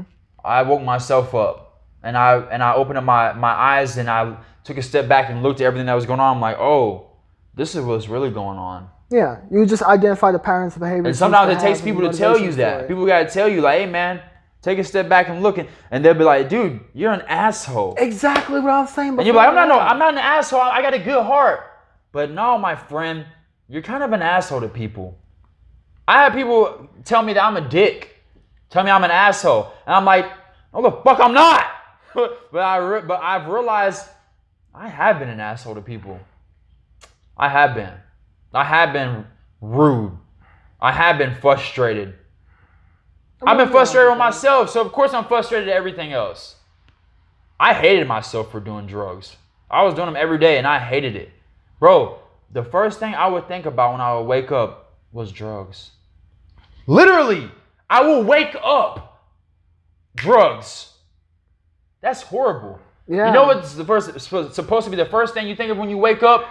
Take a breath. That's what I do. Breathe. Drink water and stretch. You wake up. That is stretch. That's the first thing you're supposed to do. Wake up, stretch, breathe, and then start drinking water. That's the first thing. Not drugs. Not work. Not what am I supposed to do today? You wake up, breathe, stretch, and drink some water. And then think about the day and what you need to do. That's the first thing. But man, it got to the point where I didn't even want to go to sleep. I wanted to stay awake so I could continue to get high. Yeah. Like, fuck, man, I got to go to sleep. You know what? All right, I'm ready to go to sleep so I can wake up and be a little refreshed and then get high some more. It was horrible, man. I've never had any episodes where I would do stuff like that. Yeah. I never escalated anything past weed, and I don't intend to. It was bad. I understand how some people do. They probably don't have a direction in their life where they're really going times to kind of like, oh, let's go try something else. You know what I'm saying? People say weed's not a gateway drug. Yes, it is. It opens 100%. It does open the door. You put some shit in your body. It makes you feel it makes you feel, it releases dopamine. So you're thinking, whoa, what? The other things release dopamine. Fuck yeah, it does, man. It does Come on, change man. It's THC, man. It attaches to your receptors. And I'm not saying you smoke weed, you're going to end up doing other drugs. I'm not saying that. Yeah, it's not an automatic thing. You're opening another door. You Yeah, are. and it does change you. I do think it will change you. And for the good, for better, it depends on the person, depends on how you look at yourself. And yeah, but I do think it can change you for the better. It can also change you for the worse. Yes, it can. It really can. 100%. Yeah, so it's all about where you're at up here. If you're not right up here, you don't need to be doing things that are going to severely mess with this in a negative way. Mm-hmm. That's why, man, diet is number one. Diet controls this vessel. You wouldn't put water in your gas tank. You just wouldn't. You wouldn't put oil in the gas tank. You know what I'm saying? You got to put gas in the gas tank. Now, when it comes to food and stuff, like, the number one thing is like, oh, but it's so tasty. I can't live a life without fucking having good pleasures. Yeah, fuck all that. Bro, ice cream is not more satisfying than an apple. It's all about how you hardwire your body. Exactly. It's not. You gotta let people know that. Yeah, they should already, if you're smart enough, you're already gonna know that. But yeah, man, I tell myself all the time, like, when I catch myself wanting to go get some of that almond milk ice cream or some, some healthy-ish cookies, and I'm like, bruh, eat them fucking grapes. And the next time grapes you're are craving, fucking amazing healthy snack. If you like I've seen so many interviews and research studies saying that fruits have natural fruit. Now, don't get me wrong, eating too much is still bad, but you're still getting vitamins. You can eat too much broccoli. You can drink too much water. You can't drink too much water. You can drink so much water you start throwing the shit back up. Mm-hmm.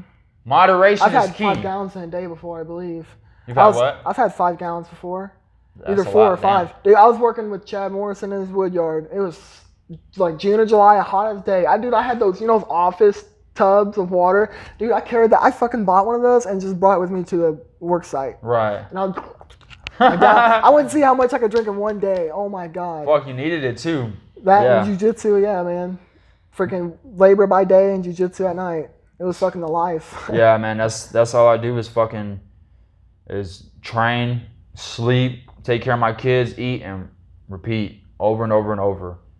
And I know this shit's gonna pay off big time. You gotta be consistent with it, even when things fucking don't end up going right up here. You just gotta keep making sure you go in the fucking damn door and like working on it. That's For it. me, I've always. Chad Morrison had this video. He said, "I'm gonna show y'all the #1 technique for jiu-jitsu or whatever." He said, "This is the #1 technique." And he said, "You ready to see it?" And he grabbed the doorknob, twisted it, and opened the door. And then closed. He said, "Did y'all see that?" He said, "I'm gonna show you again." And he was like, he opened the door in several different ways. He said, "Some people like the double grip." He said, "Me, I'm the single time." Dude, I was rolling, man. It was funny. And it's fucking and it was real. Hell yeah, That's dude. the first step. Just open the door and walk in. Open the door, walk in, talk to people. And that creates, again, another community for you to talk with. Camaraderie, man. Exactly. Yeah, for real. Like you're working with people make you better. Camaraderie. And that's why, like, if you're a martial artist, if you're a true martial artist, if you study martial arts to defend yourself and anybody around you that may need defended, and you love martial arts, I like you and you're family to me. I mean, I got love for you. I mean, I gotta like you. People at other gyms, I may not like you. Say you beat me. Like, okay, is that Coffee? I don't like him. Brandon Beatty, I don't fucking like you. You know what I'm saying? Both of y'all beat me. I don't really like you. But I love the fact that you're a martial artist and I respect you. Just like you have brothers that can be related to you. You may not like your brother. You don't have to. You know what I'm saying?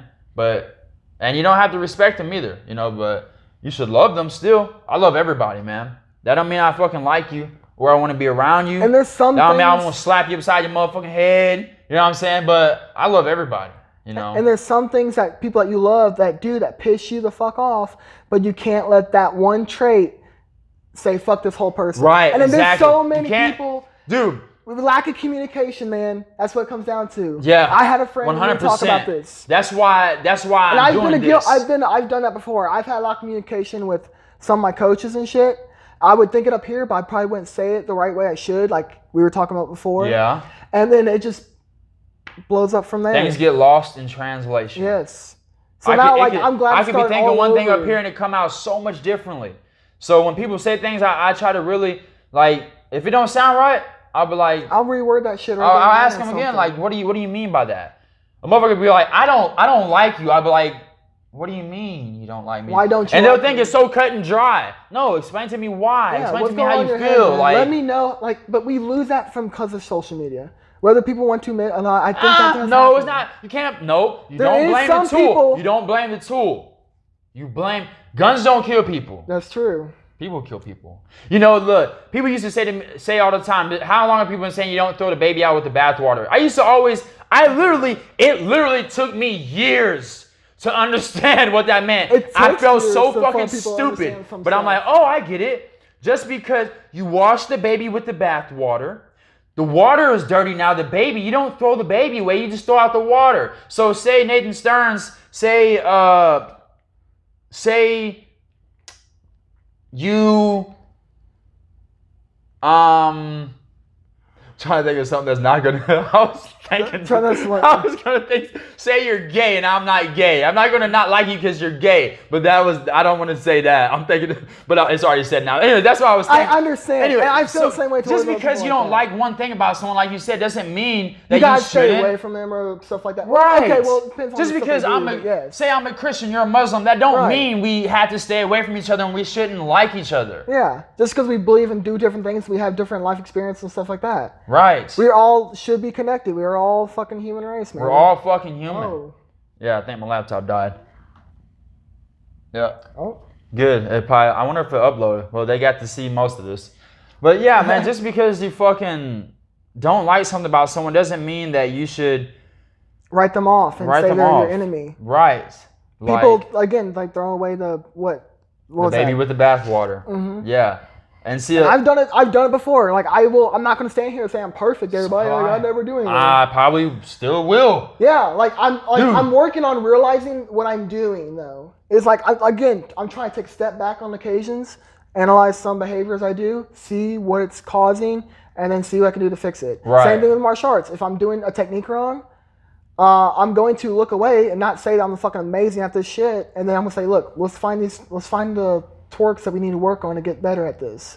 And sometimes things in martial arts, I've done some techniques that probably weren't the best looking thing, but it gets the job done. But you can't just be satisfied with that. You gotta.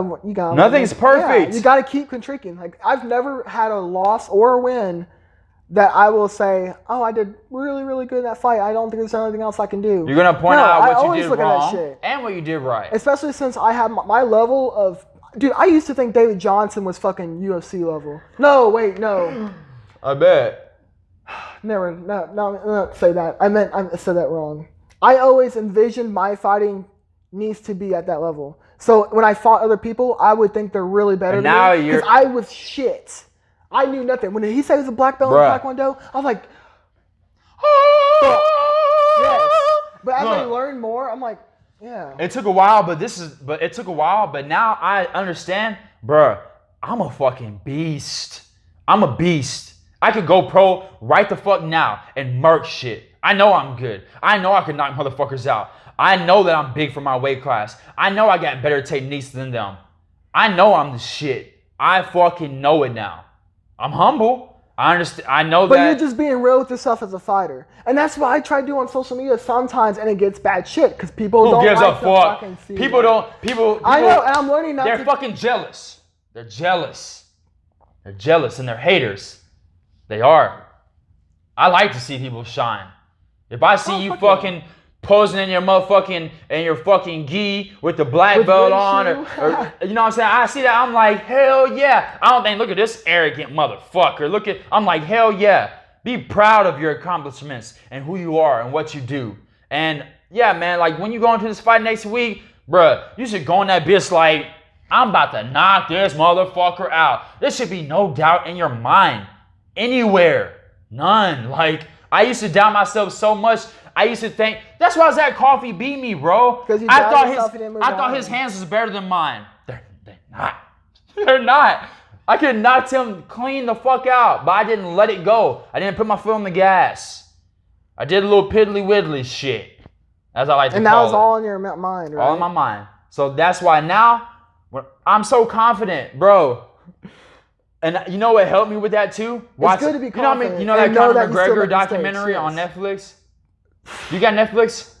I've probably already watched it. I fucking love Conor McGregor, dude. As far as his philosophy, there's a documentary called McGregor. It's on YouTube. You have to pay for it, but if you got Netflix, it's on there, bro. I think I've watched it on Netflix. You know how many times I've watched that? Probably a lot. Probably I love 50 self-confident times. shit like that. Like from start to finish, probably 50 times now. The confidence in that man. I admired that. And now I have that confidence. Bro, I was so confident when I went and did this tournament. I literally did not even warm up. I'm so confident now. See, now it's really good to warm up, though. See, there's a level of confidence. Literally, it's a thin line. I warm up in like 5 minutes. 5 minute warm up. Okay. I don't break sweat. Dude, I'm ready right now. If you was to still on me right now, you think I need to warm up? No, you can't warm up. Don't need to. I don't need to. Right. I don't need to. I'm ready. If we talk about fighting, bro, I'm sweating just talking about this shit. Yeah. If I know I'm about to fight in 30 minutes, I don't have to warm up my muscles, bro. When I'm in the back, my blood is boiling. It warms itself up. The idea of I've been excited, don't get me wrong, dude, I'm to a point, been bro. Sometimes I did not warm up like I should, and I fucking feel like don't warm up. I'm not saying that it's not good to move around a little bit, but literally when I'm in the back, like when I was in the back in this tournament, my sensei was like trying to get me to do stuff, and he was like move around, shadow box, and I just looked down, I was just like no, and I shrugged my shoulders, and I was just like no, I'm cool. I don't warm up too much. And it's not that and he's not gonna be like, no, warm up, no, shadow box, do this. If I'm good, I'm good. He knows it. Yeah, if you say that you're good, I'm good. He can trust you with that. I'm ready to go, bro. I know I'm fighting. I've been preparing for this for years. I've been preparing for this fight for 30 days. When the time comes, bro, I'm ready. I'm warmed up. I don't need to do all this shit in the back. Like, I'm fucking... Well, how much do you do in the back? Just 5 minutes? Or right before the fight or 2 minutes before? Bro, or 2 fights before? All right, this tournament, the first fight, I warmed up for like 5 minutes. The second fight, I did not warm up. I did nothing. I literally just was like in the back like this. Yeah? Before you walked out? I was just in the back, like moving my shoulders around, like, yeah. Because you're warmed up though already after that first fight for sure. Bro, I'm saying even the first fight, bro, like I'm ready. I don't have to hit pads. Yeah, I hit a little bit. The number one thing I do nowadays, ever since my first ever TKO loss, which was only because it was against Chucky Brooks. I think he didn't fight Keith. Why waste my energy? I'm ready. What's the warm? I'm flexible, bro. I don't have to stretch. I'm already flexible. And when I know that I'm about to get in that cage, my brain's like, all right, and everything's like ready, nigga, like RoboCop. Like I don't have to fucking. That's what I was picturing. Dude, it's like boom, boom, boom, boom, boom. I'm ready. Like this is all I need.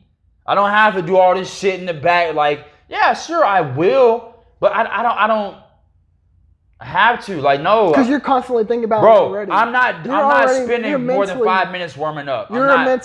What do you walk out to? Do you walk out to like exciting songs or? It just depends. I like songs that make me want to dance, that make me want to move, that put me in a good mood. It could be slow or it could be fast. I like slow stuff though. I've always liked I like groovy stuff. I like slow music. Stuff that like makes me think and center myself. Like centering music. Like if you ever calm me down. I walked out to Green Lights one time. It was a pumpy music. I was happy, but then I lost and I was like, fuck. I like that song you came out to that probably got overconfident or some shit. It was also what's that song you came out to? Sail. And then that's World my on shit. Fire. Yeah. Yeah, that's my shit. It was a slow song, but the bass gives me a little bit of a let's go fuck somebody up. But I'm fucking ready. Dude, that's like his song. Like something's about to go down. Yeah, I walked something cool is about to go down. First 9 fights with that song, dude. Yeah, I'm glad. I love walking, dude. I've been waiting for this my whole life, bro. When I was a kid. My whole life growing up, I wanted to be a martial artist that goes and competes and fights. My whole life. And I always wanted to get to a point to where I'm like, I wanted it to be easy. I didn't want to have to, I wanted it to be easy, like effortless. Now it is. It's just effortless. I don't have to hype myself up. I love it, man. Now it's nothing but You're not one of those people that get smacked in the face or something like that? If you smack me in my face, be pissed off or something. I'm gonna be like, and I don't want to get pissed off. I'm gonna be like, yeah. I'm like, yeah, sure, yeah. I love this. I love it. Yeah, I love everything about it.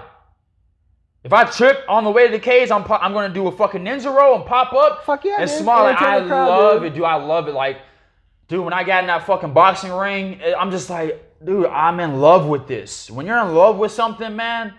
It's beautiful, but when you not focus on the love and you're focused on the anger or the too much excitement, this man, you gotta focus on the love. Like I love this, and everyone's different, sure, but me, when I focus on the love, man, it's fun.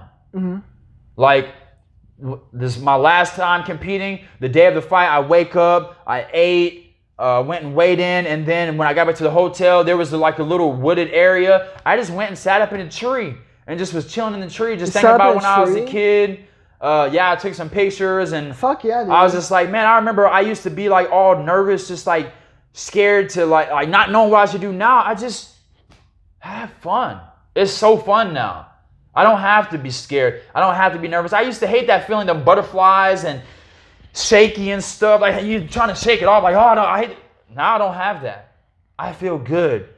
I feel like, I feel the dopamine release. I feel the joy in my heart. And when I'm in the back, when it's almost go time, I feel every inch of my body gets hot. It warms up. And I'm like, I don't have to warm up. I'm fucking warm. I'm fucking ready. I'm fucking ready. I don't have to stretch. I'm already flexible. If I can kick someone in the head right now, I don't need to stretch. Sure you don't either. I don't have a huge routine with it. I do a little bit, but if I was just fucking still on you right now and jumped up, and you jumped up, you can kick me in the head. Yeah. You don't have to stretch, bro. Yeah, I mean for the fights and stuff, I will just because you will, yeah. Yeah. Just limber up, move around, but you're just going through the motions. It's just, but we don't have to. We do this shit every day. We can fight right now. We don't have to fucking put on gloves. We don't have to touch gloves. We don't have to bow. We don't have to stretch. We don't have to warm up. We're ready to go. And I used to always feel like, I got to get ready in the back. I got to get ready. When I show up to them fights, I'm ready. When I show up to weigh-ins, I'm ready. I'm fucking ready right now. I've been prepared for this shit. Time to have some fun. Mm-hmm. So, yeah, man, I finally got to that point to where no nerves, no nothing. Just joy, excitement. I'm smiling. I'm like, yes. I'm laughing, dude. I'm like laughing. When I see the motherfucker walking up to the cage, I'm laughing. I'm just like, he don't even know. I'm about to fuck his ass up and have so much fun doing it. You can be serious. You can be however you want. When I see them smiling, I'm going to smile harder. If I see them, I'm going to smile harder. Whatever they do is going to add to my joy because I'm having fun. I love it. So if they're nice and stuff to you and respectful, it's just going to... Fun. It's fine too. Yeah, like, yeah, you don't fun. care if they're mad or not or anything. Fun. Just come in this cage with some excitement. Did you hear about what Alan Brooks Bring the energy. Don't come with that timid shit because it's not going to be... You should try to have some fun too because I'm about to have some fun. Oh, you should have some fun. So you better try to have some fun because I don't want to be the only one having fun. You should have some fun too. Win, lose, or draw. You know what I'm saying? But yeah. I don't think I ever came out to a fight timid.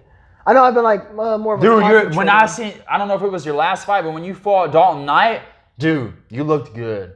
You looked good, man. Like in the fight or just walking around? Yeah, in the fight, you looked good, man. Your hands are getting good. Your footwork's getting good. You're in and out. Yeah. You know, your movement's getting really good, helped man. with me. Wilsden, I did some training with them. I like that. You're not... I'm just trying to go for a knockout. You're actually pop, pop, pop, pop, pop, pop, pop, pop, pop, trying to throw combinations, trying to see stuff, not just getting in there and doing techniques. You're actually getting in there and looking and finding openings and trying to hit them where it hurts and where to open. You're not just getting in there and just fucking, Yeah, I've been working on trying to be more of a fighter like that can really see those openings. A fucking surgeon, man. Yeah, I mean, I like staying outside of the thing. That's what I'm trying to do with Alan, too. You know that game with that little surgeon game you play and it's like, when you hit the sides? Me, I'm not trying to make that bitch do that.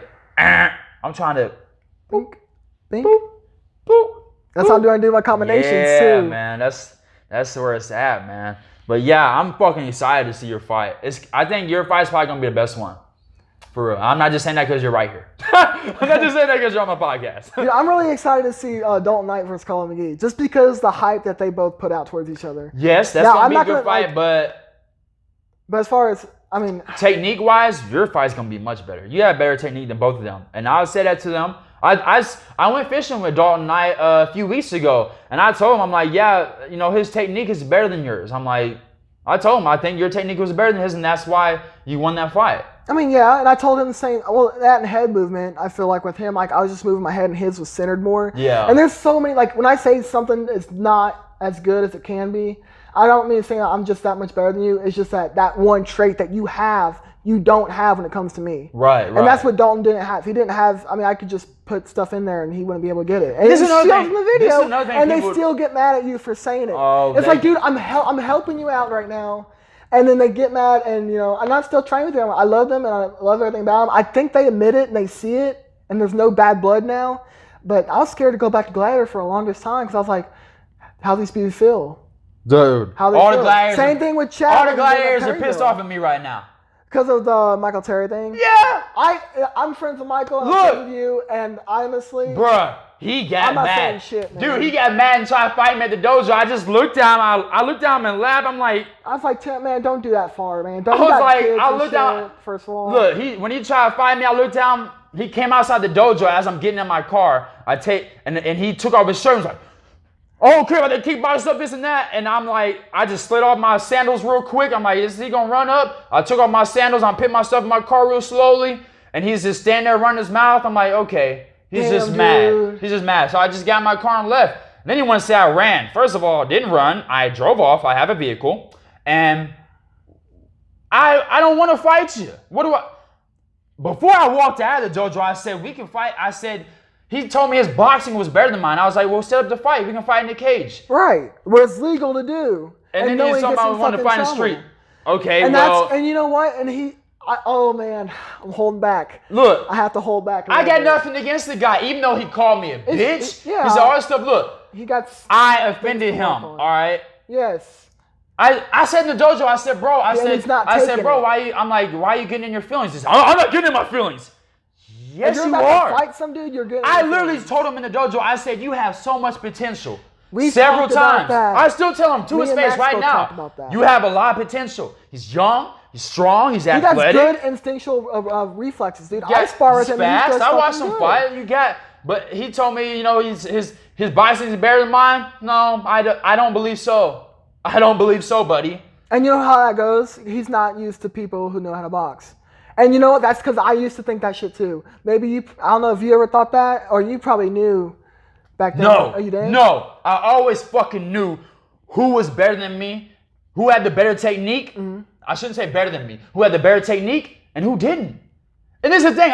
And he got mad, tried to fight me. Why? Because he thinks I'm sitting there saying, I can whoop your ass. Right. I never once said I can whoop your ass. Identifying traits that you feel like you're better at. Bro, I could, look, and Nathan, then take it. I could have better boxing than you, better kicks, better judo, better jiu-jitsu. We get into a fight and you whoop my ass. Because it's a fight. Yeah. Just because my martial arts techniques are better than yours, doesn't mean I can whoop you. In a fight, it doesn't mean that I'm going to win the fight. Lots of things change in fights. More than likely, statistically, when we do the math, of course I'm everything on paper, but we're not on paper. We're human beings, man. It ain't on paper. We got on days, we got off days, we got stuff like anxiety. So he wanted to fight me and try to prove like, oh, I can whoop your ass right here, right now. And you're not about, there ain't no reason to be about that life. Well, man. Let's take everything too I'm not about that life. I'm not about conflict and beef. I don't do beef. I'm a motherfucking vegan. I don't do that beef shit. I don't do that. You want to fight me for real? You're mad. I'm like, whoa, no, I don't do that. I'm not about to be fighting. No, I don't do that stuff. You want to run up and throw them hands? Well, I'll give it to you. Yeah, if someone ever fucking attacks me. But you want to fucking mouth me and try to get me to run up on you? Not going to happen. Yeah, because it's not going to happen. Do I need to do that? Not going to happen. Now, if he made me mad, I can't say that I'm going to hold back. But I wasn't mad. He was pissed. He was pissed. And I was laughing and I felt bad. I'm like, he's pissed off. I'm just telling him how I feel.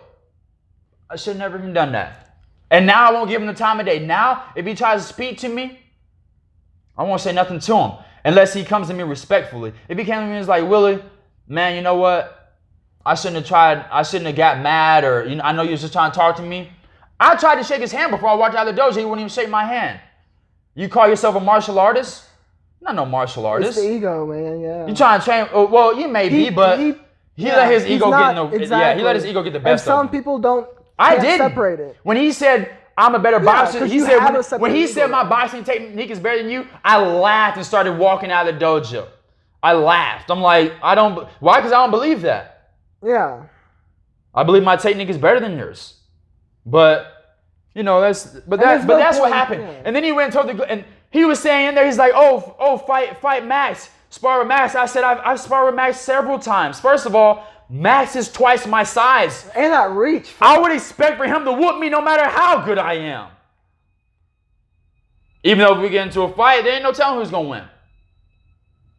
Could I whoop him? I believe so. I believe I can whoop any man if I put my motherfucking mind to it. Yeah, as it should be. There's always but was I talking shit about him?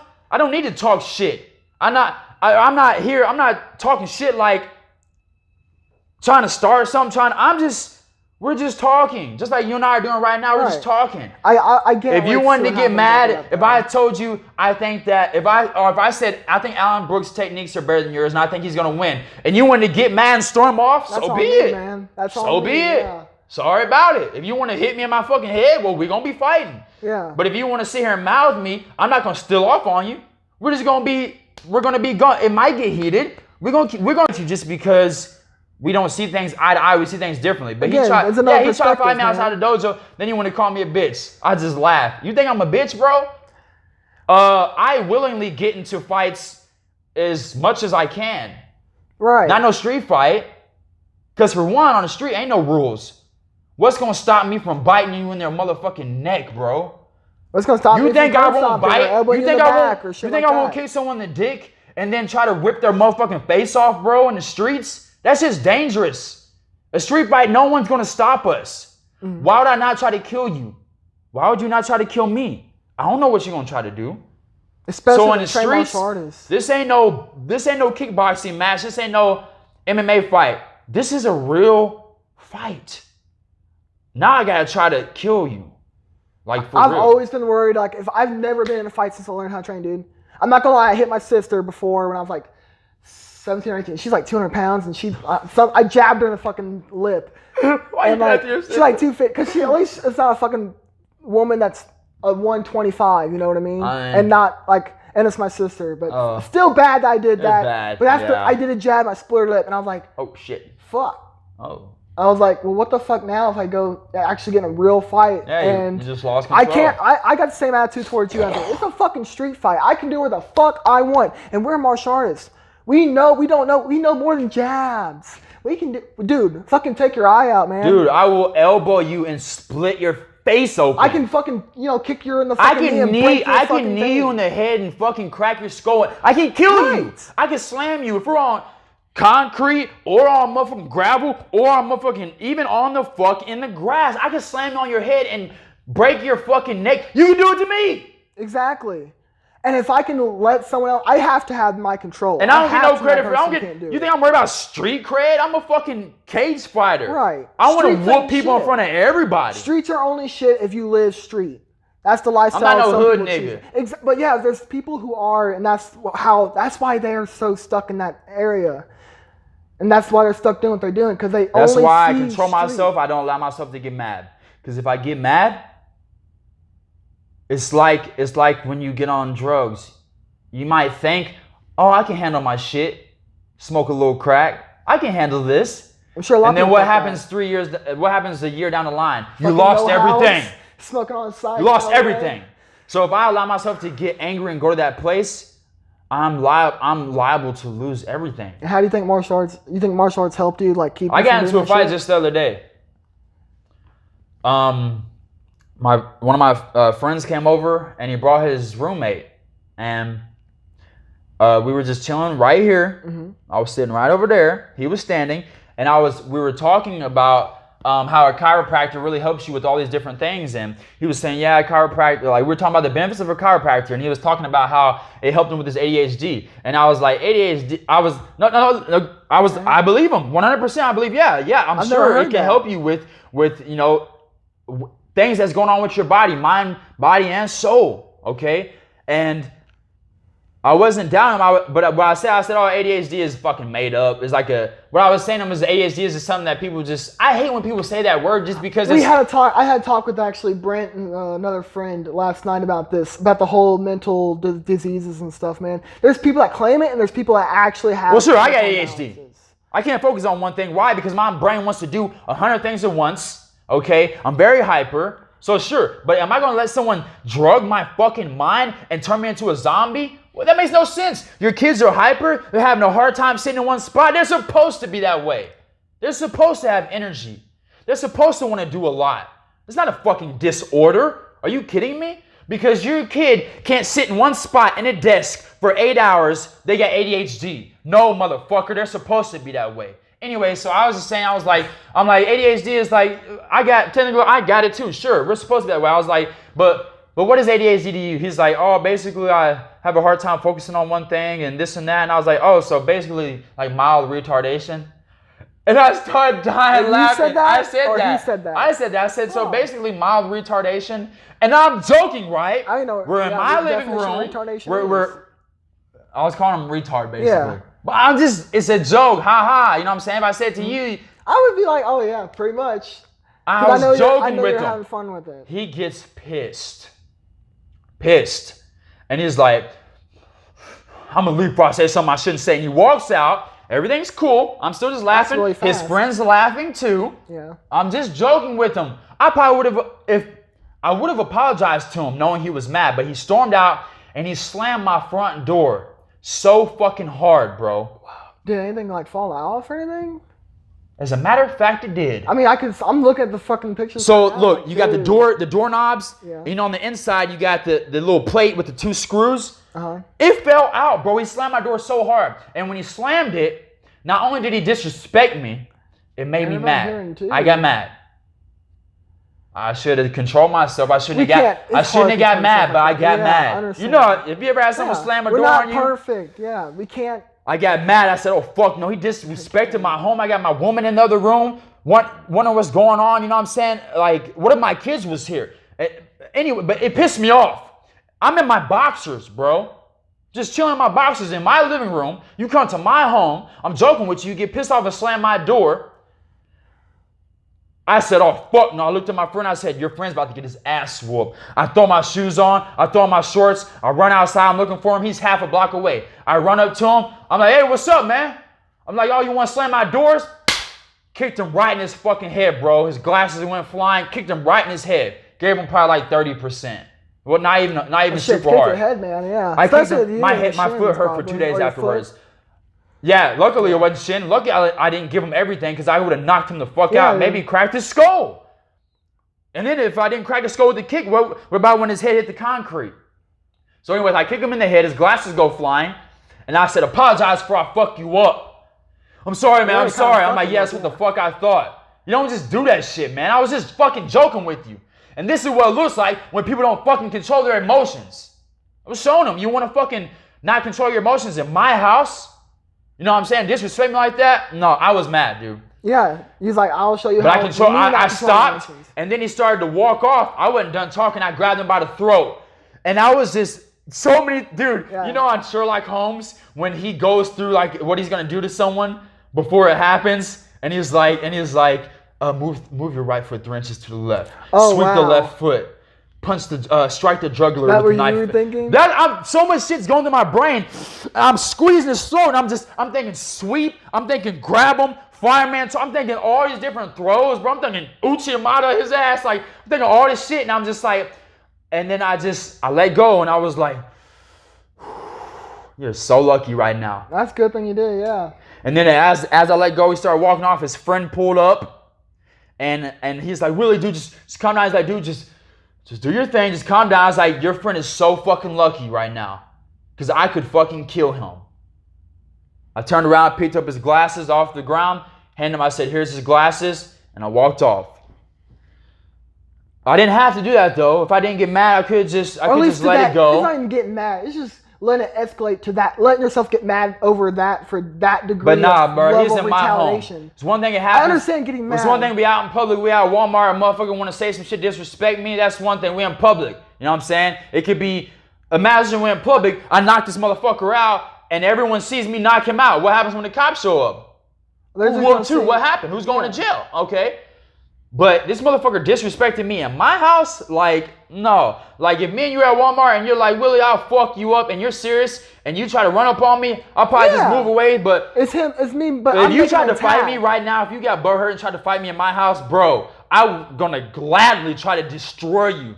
Excuse me, I just fucking spit everywhere. Apparently I want to destroy somebody. Apparently I want to hurt someone. Dude, if someone disrespects me in my house, that's an open invitation for a motherfucking ass whooping I've been waiting to unleash. Like my sensei, my sensei every day hands me like knives and guns. That's basically what these are. These are like knives, bro. I can slice you open with these. Mm-hmm. So imagine your sensei hands you a knife. Don't you want to cut some shit with it? I want to learn how to cut some shit. So you have to literally put the knife away and try your hardest to never use it. You don't pull that knife out unless you're going to use it. So if someone wants to disrespect me in my house and threaten me in my house, I'm about to use that motherfucker. You know what I'm saying? You don't disrespect a man in their home. That's one thing you don't do. You don't do that.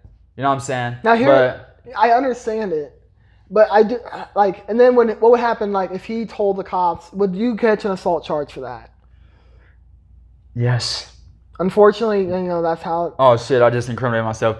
I'm gonna have to edit that. No, but this. Well, this is the thing, because he stormed out of my house, and then I followed him. But that's fine. Look, I know I would want to approach that guy too. But I don't even want to fucking put this shit online now. I'm going to, but I don't want people to see this and think like. Look at it from a different perspective, man. Like next time that ever happens, if it ever happens, like talk to them. And if they fucking run up on you, fine. But man, like don't try to control it better to where you're not running up on people and doing it first. You know what I mean? Yeah, I shouldn't have done that. And I'm not trying to tell you. Afterwards, I told my girlfriend afterwards. I said, I wasn't even mad, because if I was mad, I would have destroyed him. But then later on, I was like, I did get kind of mad. Yes, you were mad. If you weren't mad, you would have just continued to sit there and laugh. Degree. I did control myself to a certain degree. But if I wouldn't have got angry, I would have literally laughed even harder at the fact that it upset him. But I let myself get mad. And again, we're human and it happens. I didn't have to do that to that man. And I still want to apologize to him. I really do. I shouldn't have done that. I shouldn't have done that shit. But let him know that, it's still disrespectful on what he did. Like, he gets no pass on that. Yeah, but he didn't deserve it. He didn't deserve it, man. That much, as far as getting kicked in the head by a fucking guy like you. I feel like a piece of shit. Like, but hey, man, again, don't let that, you got to take that as a learning lesson for yourself. Like, hey, you got to realize when that happens again. And that's the good thing about talking about this stuff, because then you fucking find more shit out that you didn't know. But and imagine people are going to get on here and be like, Willie, you shouldn't have done that. People are going to shame you, right? Yeah, and I need to be shamed. I should be shamed for that. And then you take a step back and look at that and say, you know what? He fucked this shit up. He should not have done that. He needs to fucking learn. But I did fucking walk in there and fucking let my shit get controlled by someone else's temper. I was controlled. Like I teach my son to always walk away. So what do I look like walking headfirst into fights and starting stuff? Walk away when you can, but when you can't, fight back. That's why I told him. I said, Willie, because he was telling me about not fighting one day, because apparently someone was messing with him at school. I told him, look, beat their ass. He's like, oh no, this. And I was trying to tell him, like, you can defend yourself. It's okay. And I'm like, Willie, what are you gonna do when people try to fight you and this and that? He said, I'll just run.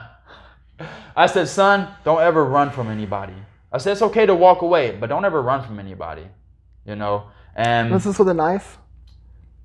And I told him, unless it's too many people, or they got a weapon or something like that. I might run away from a knife. I probably will. But if someone puts their hands on you, you don't run from them. Right, especially now. But at the same time, do you? So that's for you and me. But at the same time, do you? Depends on who's putting their hands on. If someone slaps me in my head, and they're like, do something, pussy, and then they back up, should I proceed and whoop their ass? That's a personal choice. Or should I don't have to beat up nobody.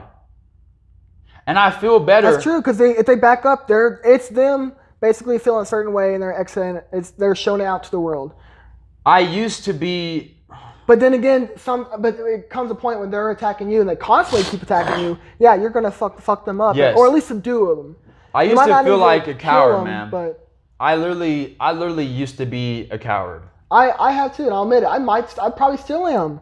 But I know what fucking comes down to a fight. No, if I'm getting hit. You're not. Well, definitely not. You're definitely not. You're definitely brave. That doesn't mean you don't get scared. Yeah. Everyone gets scared, but you're not a coward, Nathan. Yeah, we're not cowards. I'm going to face it. Right. Is what I'm saying. Same thing when you said, I know I don't probably know how to fight, but I'm going to learn. I'm going to go in there, I'm going to face that fear. Bravery is overcoming your fear and pressing forward. So like this, from now on, when I get in the cage and fight, that doesn't make me brave.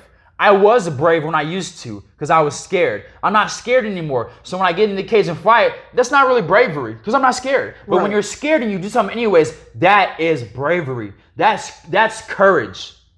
That's courage. And that's what I'm saying. For me, I still get scared. I still get nervous and shit. So for me, I mean, it would be like that. For you, you don't feel that way. So it takes more courage, yeah.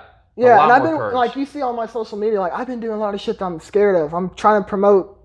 I share my weaknesses and I try to go towards them and conquer it, and then post on Facebook media. I'm not trying to brag, but I mean it does in a way. But I'm also trying to show like, hey, identify your weaknesses.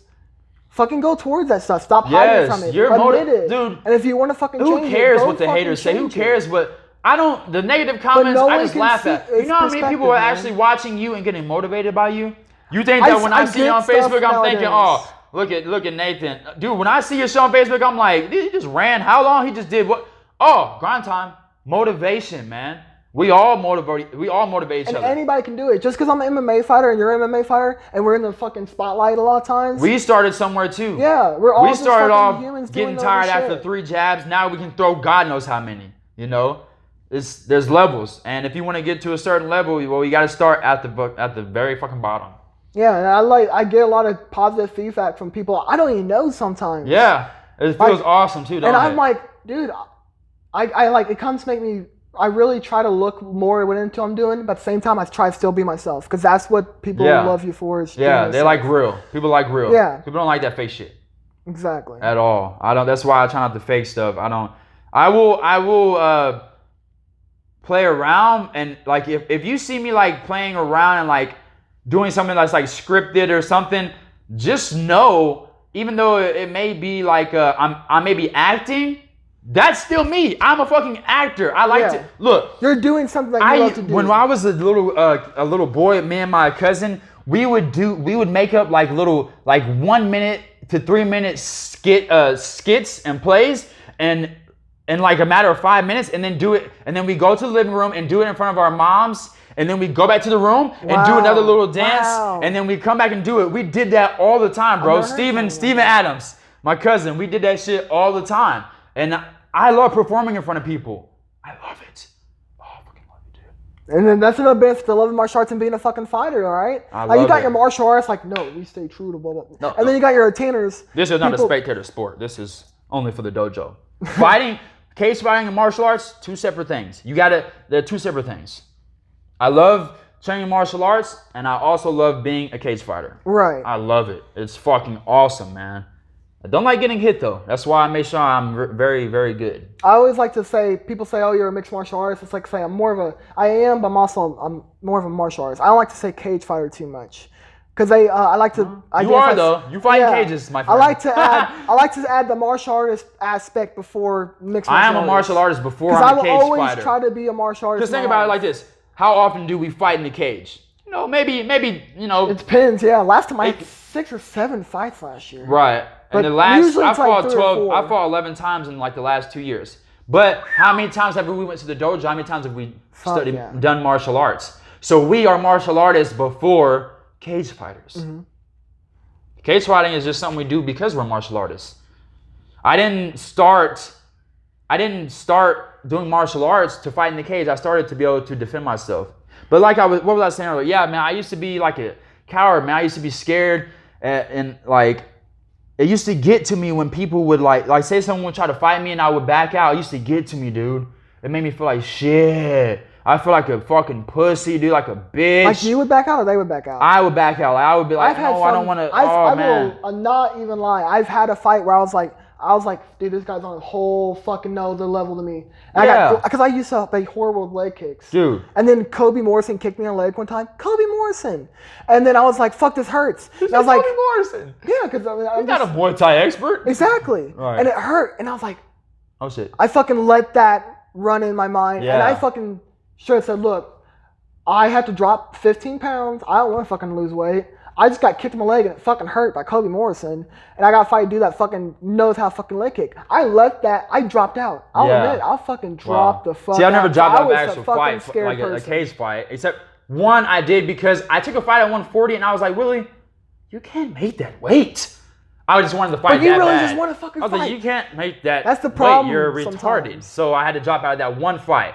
But I'm talking about when I was a kid and when I was a teenager. Dude, when I was a teenager and all my friends was going places and having fun, going to parties and stuff, I literally did not want to go to parties because I was scared that someone would try to fight me and I wouldn't know what to do. So now that I know how to fight, You can go out to I go places with my chest held high. Yeah, I'm not worried. I can breathe. I'm not fucking like fucking tripping and shit. Over your shoulder and who's fucking not worried about not is at he gonna all. be able to come home or shit. Someone can talk shit, but I'm about to fuck you up. I can turn my back and walk away. Right. And I know that if they crack me from behind, you're gonna fuck them up. I'm gonna turn around, I'm gonna move around, get my bearings together, and they're getting fucked up. Yeah. So yeah, but it still will get to me if I maybe for a day or two, like Michael Terry, bro, when he tried to fight me for the next 2 days, on the inside I was like, dude, you should have, oh my God, but then I was like, no, you shouldn't have, because for one, you're the one that initiated the conversation, you offended him, not meaning to, and then you didn't have to. That's just how, yeah. Like, he took off his shirt and tried to fight me, but he never stepped up to me. He never got in my face. He never, as far as physically he took off his shirt and was yelling, screaming, and then when I got in my car and started driving off, that's when he started walking towards me, but he didn't actually want to fight. He was offended and he was mad. He wanted you to make the first move, but so he can give himself excuse to fight. Probably, he didn't want to actually fight just because he was probably ready to, but he didn't. Yeah, of course, 100%. Yeah, that's exactly. Like, I feel like people should know exactly what goes into that, so they don't start siding on one. That's why I like breaking things down so much. Yes. If you notice. Yeah. Because if you don't break it down, you're going to take a different perspective. But the more words you add to it, the more you communicate about it and really talk about it. Again, communication's key between people, especially if you're arguing. And then this is the thing. Look, if I can't have a conversation with you, and we either agree or agree to disagree, if you gotta wind up using these, I don't want to talk to you. Because you can't use this. This is what's going to stop more fights than anything else. Like, if you're sitting there bad-mouthing me and saying shit just to piss me off and this and that, I'm not going to fucking hit you. I'm just going to be like, I'm done talking to you. I'm done. Mm-hmm. I'm done talking to you. I'm not going to do this. There's a reason we have fucking mouths, one mouth and two ears, so we can talk a little and listen more, and there's just a reason we're not like other animals. We can communicate differently. That's why I don't want people to look at me and think, oh, that's a guy right there that will fuck you up. No, that's a proud martial artist. That's someone that is great at martial arts, who is a great father, a great peaceful human, okay? Just like you got two different types of police officers. You have law enforcement police officers, and then you have peacemakers. You got people that show up to the scene, they're ready to arrest. And you got other people that show up on the scene, they're ready to make it peaceful. Mm-hmm. Try to find a real solution, not just arrest someone. I appreciate those peacemakers for sure. I've seen both cops, and I have a good attitude towards some cops who approach things good, the good attitude and everything else. But when you're fucking breaking the laws and stuff, your own self and your police officer, I'm not going to respect you. Right. I don't. Especially when you're looking to get incrimination in. You're not trying to solve a problem. And look, I'm one of them guys, man. I don't like when people say, if you want my respect, you got to earn it. No, you don't. Yeah, I'm going to respect you as soon as I meet you. If I shake your motherfucking hand, I respect you. You can do some shit to have that respect taken away, or you just do some things that make me respect you more, but I'm going to give you my respect and a certain level of trust until you do something dishonest or disloyal. That's how I am. I'm going to give you my respect. Mm-hmm. Why you got to earn it? Why I got to earn your respect? I mean, I can understand. There's levels, you know what I'm saying? There's levels to everything. But I'm going to give you a certain level of respect. Right, and that's how it should be. That's how it should be, yeah. And it's crazy because a lot of people, like in our sport, man, different schools can't do this. You know what I'm saying? Like Gavin, my teammate Gavin Bland, he was supposed to come do a podcast with me today, but he had some other things to do, and I was gonna have us all three sit and have I would love to do a podcast. And this is the thing, y'all are in the same weight class. We almost fought each other. Right. I admitted to Johnny Price. I was like, look, at one time I was going to, but then Gavin was talking about me training with you guys, and I was like, for $100 a month plus Black Dragon, and only doing kickboxing, I was like, I can't do that. Yeah, Well, for me, I have nothing wrong with your sensei or stuff like that, but I can't. I'm not doing 100. Money is. I probably could if I wanted to. What's but fucked up is money stops people from doing so many things. And you can always go get. That's money. why I want a lot of money, bro. I want a lot. I want hundreds of millions. I want billions if I can. I mean, I know I can get it within due time. I believe I want billions, but I may get to a few hundred million. But like, this is all I need. I don't need billions. That's just too much. If I made that much, I'm gonna have to work more, and I'll probably end up giving a lot of it away. I want a lot of money. Why? Options, and I can help so many people. Mm-hmm. You're not gonna see me with $100 million not helping people.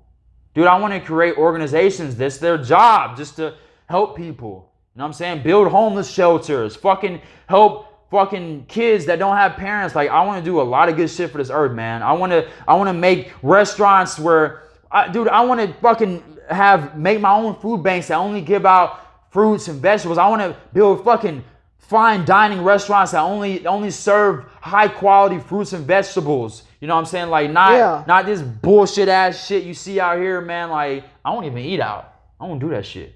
All that stuff is just garbage. Are you a vegetarian or vegan? I'm a vegan. This can be hard. Is there any vegan restaurants over here? I'm sure. If you want to eat a salad, sure. Oh, just salad? Oh. Yeah. I think there's actual vegan restaurants. Well, no. That's all vegans are. Like 100% vegan restaurants? No. There's not? No. Because it's like there's no point? No. I guess there's just not a market for it, or that I might be the first person in Cape to do that. You know what I'm saying? There's a lot of things. I'm the first person in Cape to open up as far as I know, I'm the first person in Cape to open up a business as a motherfucking traveling personal trainer. So anybody in Cape Girardeau, you already know the deal, or in Jackson, or in Scott City. Name one other trainer that will come to your house here in Cape. I'm not sure of any. Exactly. I mean, there's probably friends and stuff, but not or martial arts instructor. Clients is to do. There are no martial arts instructors here in Cape Girardeau other than Willie Lee Henderson III that will come to your house and teach you martial arts or your children, and that actually knows what they're doing. Yeah, I've had teachers where they think they know they're doing, but they're not. And I'm not gonna mention names because I got proof. Look at my motherfucking fights. Look at I can turn the camera to that big ass trophy over there, and that belt over there, and the other belts over there, and the hand wraps over there. All those hand wraps over there, those are my fucking wins. No losses. I don't keep those. I don't think those are. You don't keep it. I think I throw those away. Yeah, eventually all my hand wraps, I'm gonna get them all put in glass cases, and I'm gonna have a wall just full of them.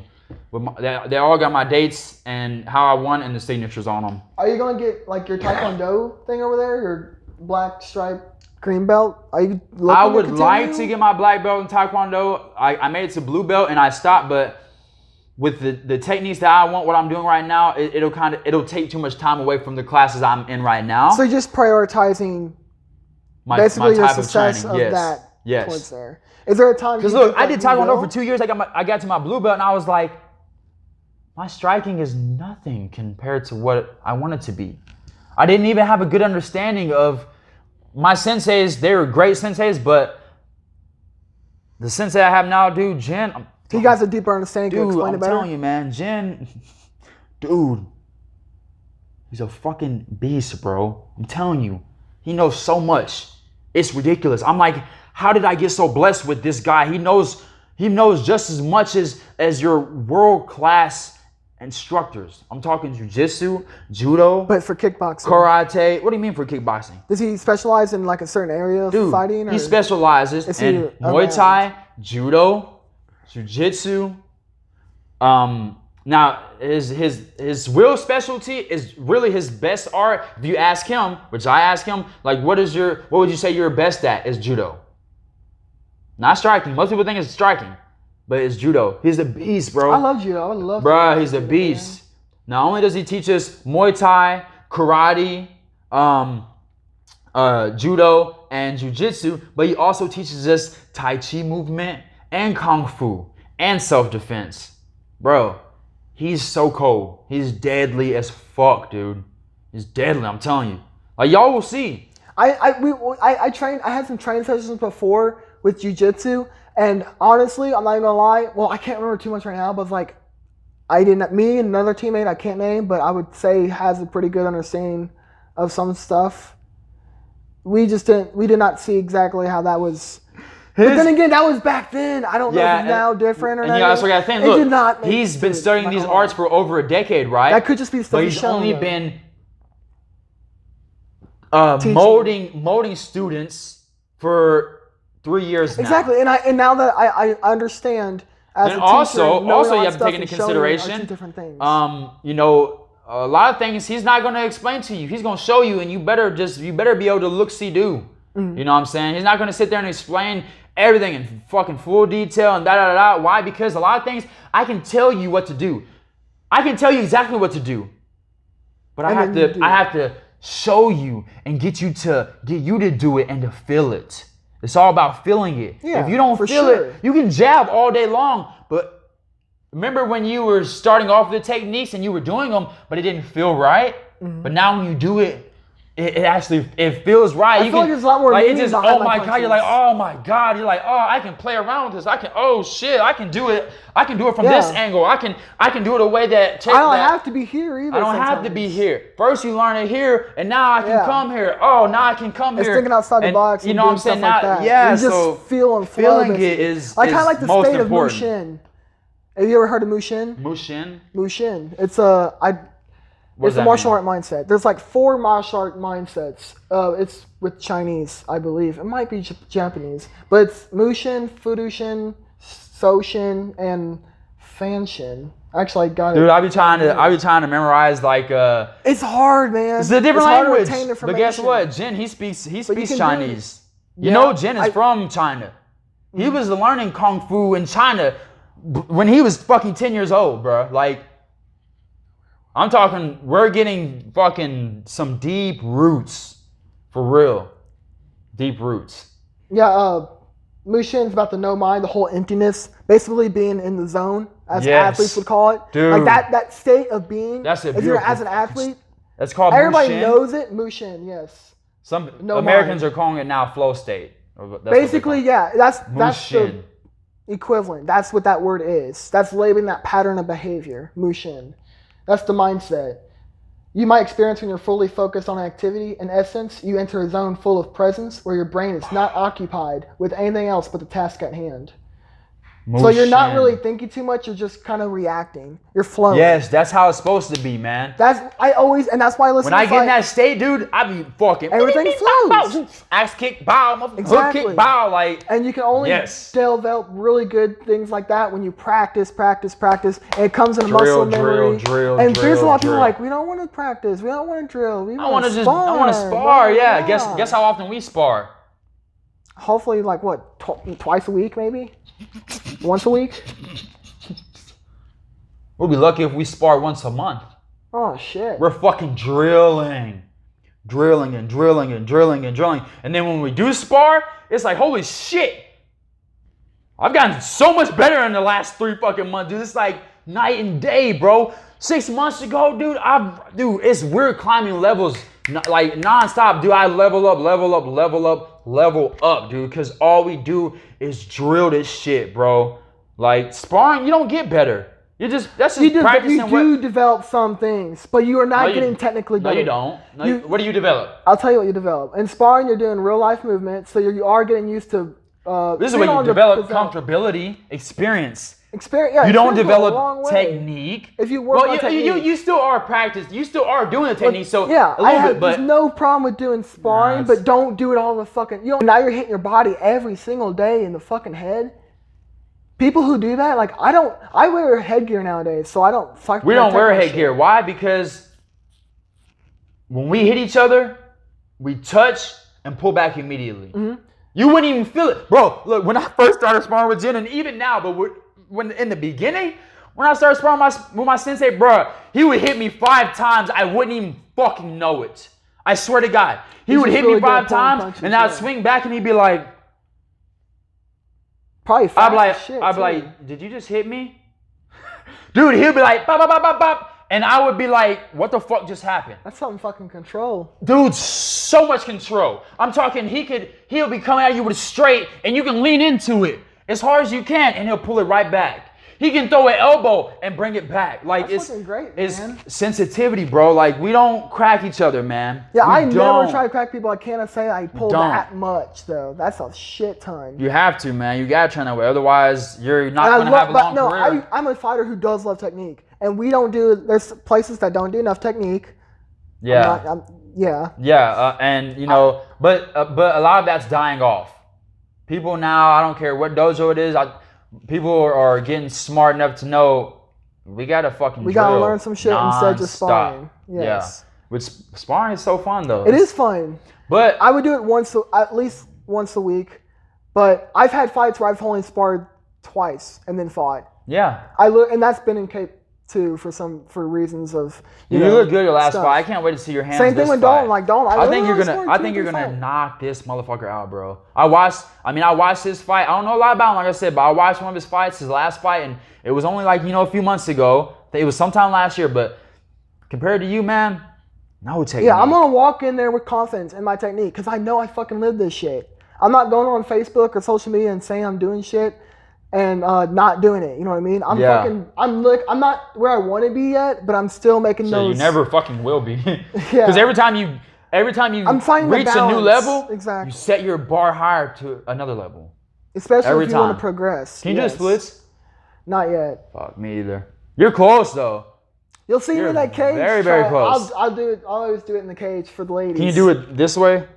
Like No. No. Front to back. When I'm real stressed out, I can do it that way. Yeah. But not with this leg, not with this on the ground, but with this part on the ground. Right. Like this part on the ground, and then. That's why I love doing some 10-point jiu-jitsu, work on that flexibility. I want to go do yoga. I've done some. And dude, they got hot yoga here, but again, more money, time. The money's not the problem for me. The problem for me is it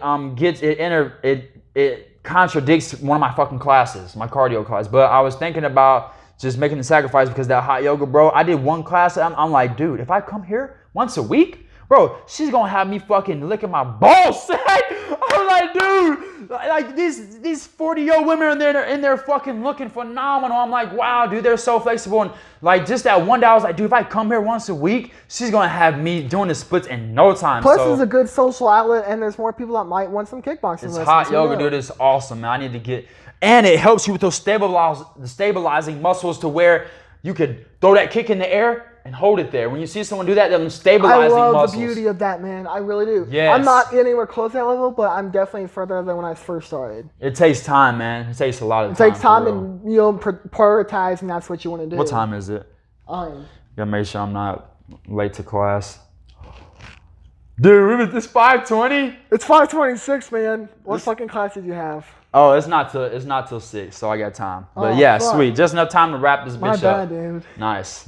Yeah, when I see Alan Brooks at weigh-ins, man, I'll see everything there, and I'm not gonna be afraid. You know, I'm not gonna go in there like, oh man, I'm scared this guy's gonna hit me. No, I want to be in there. I can take this shit. Yeah. Like, I don't want to sound like I'm going to be afraid in there. I just sometimes have feelings of like, who knows what's gonna happen, but I'm gonna go in there when it comes down time to it, because this is the shit I wanted to do for my life. If I told myself I want to do this. Right. I'm ready to fucking flow, and I'm ready to go. Let's go. I know I'm going to get hit. Fucking ready. I let people. What you say it is? Mushin? Mushin. I will hit that state of Mushin because my mind is fucking there. Yeah. It's just me walking in there, them saying, all right, touch gloves or don't touch gloves. I'm telling you, man. He said it's going to be the worst 9 minutes of my life. I fucking saw that nice smile of like, either he really means it, he's trying to put on for show. I don't care because it's not going to be the worst. It's not going to matter. It's not. No matter what he says. It's a fight. I know what I can do. Or what he does. You're going to get in there and do you. There's nothing in there that he can do to me that's going to make me fucking cry for 9 minutes. Nope. He can crack you right outside your head, and guess what you're going to do? In there. You're just going to stay in Mushin. That's all you can do. That's all. I mean, that's what you're going to do. There has been some fights where I don't find that state, and I lost it before, and then I started let go. warming up. And then I changed my mental state and my perspectives on things, and now I'm on a 6-fight win streak. Yeah. I have fought. There's not high quality people like you guys probably do, but I do try to put. They're all dangerous though. Mm-hmm. They're all dangerous, especially when your mind's not there. But yeah, so Alan Brooks, weigh-ins. We'll see what he's about. I'm gonna freaking be respectful. If he doesn't be respectful, fine. If he doesn't want to touch gloves, fine. Yeah, I might be commentating. I'm still waiting to see if I'm getting that gig, but. Yeah, hopefully I'll be commentating because I want to be cage side for all them fights. Yeah. For real. Oh, it looks like a fun night of stuff on there. I can't wait to see a lot of these fights, honestly. Yeah, man, it's going to be... I'm ready to see yours, man, because I believe you're going places. I see you in the UFC, you know, a few years from now. I really do. Unlike a lot of, you know, other fighters that I see in the amateur crowd, I definitely see you making it to the UFC and being a major threat for real. For real. All right, bro. Let's wrap it up. All right, everybody. Nathan Stearns, the mother effing saying. The journeyman saying. The what? I'm now the journeyman saying. The journeyman saying. Because I'm all about the journey. Nice. But I still love fucking sayings. The saying, man. Yeah. You are the fucking saying, man. You're the Cape Girardeau saying. Oh, yeah. There's a lot of sayings nowadays. All right, everybody. Peace. Peace.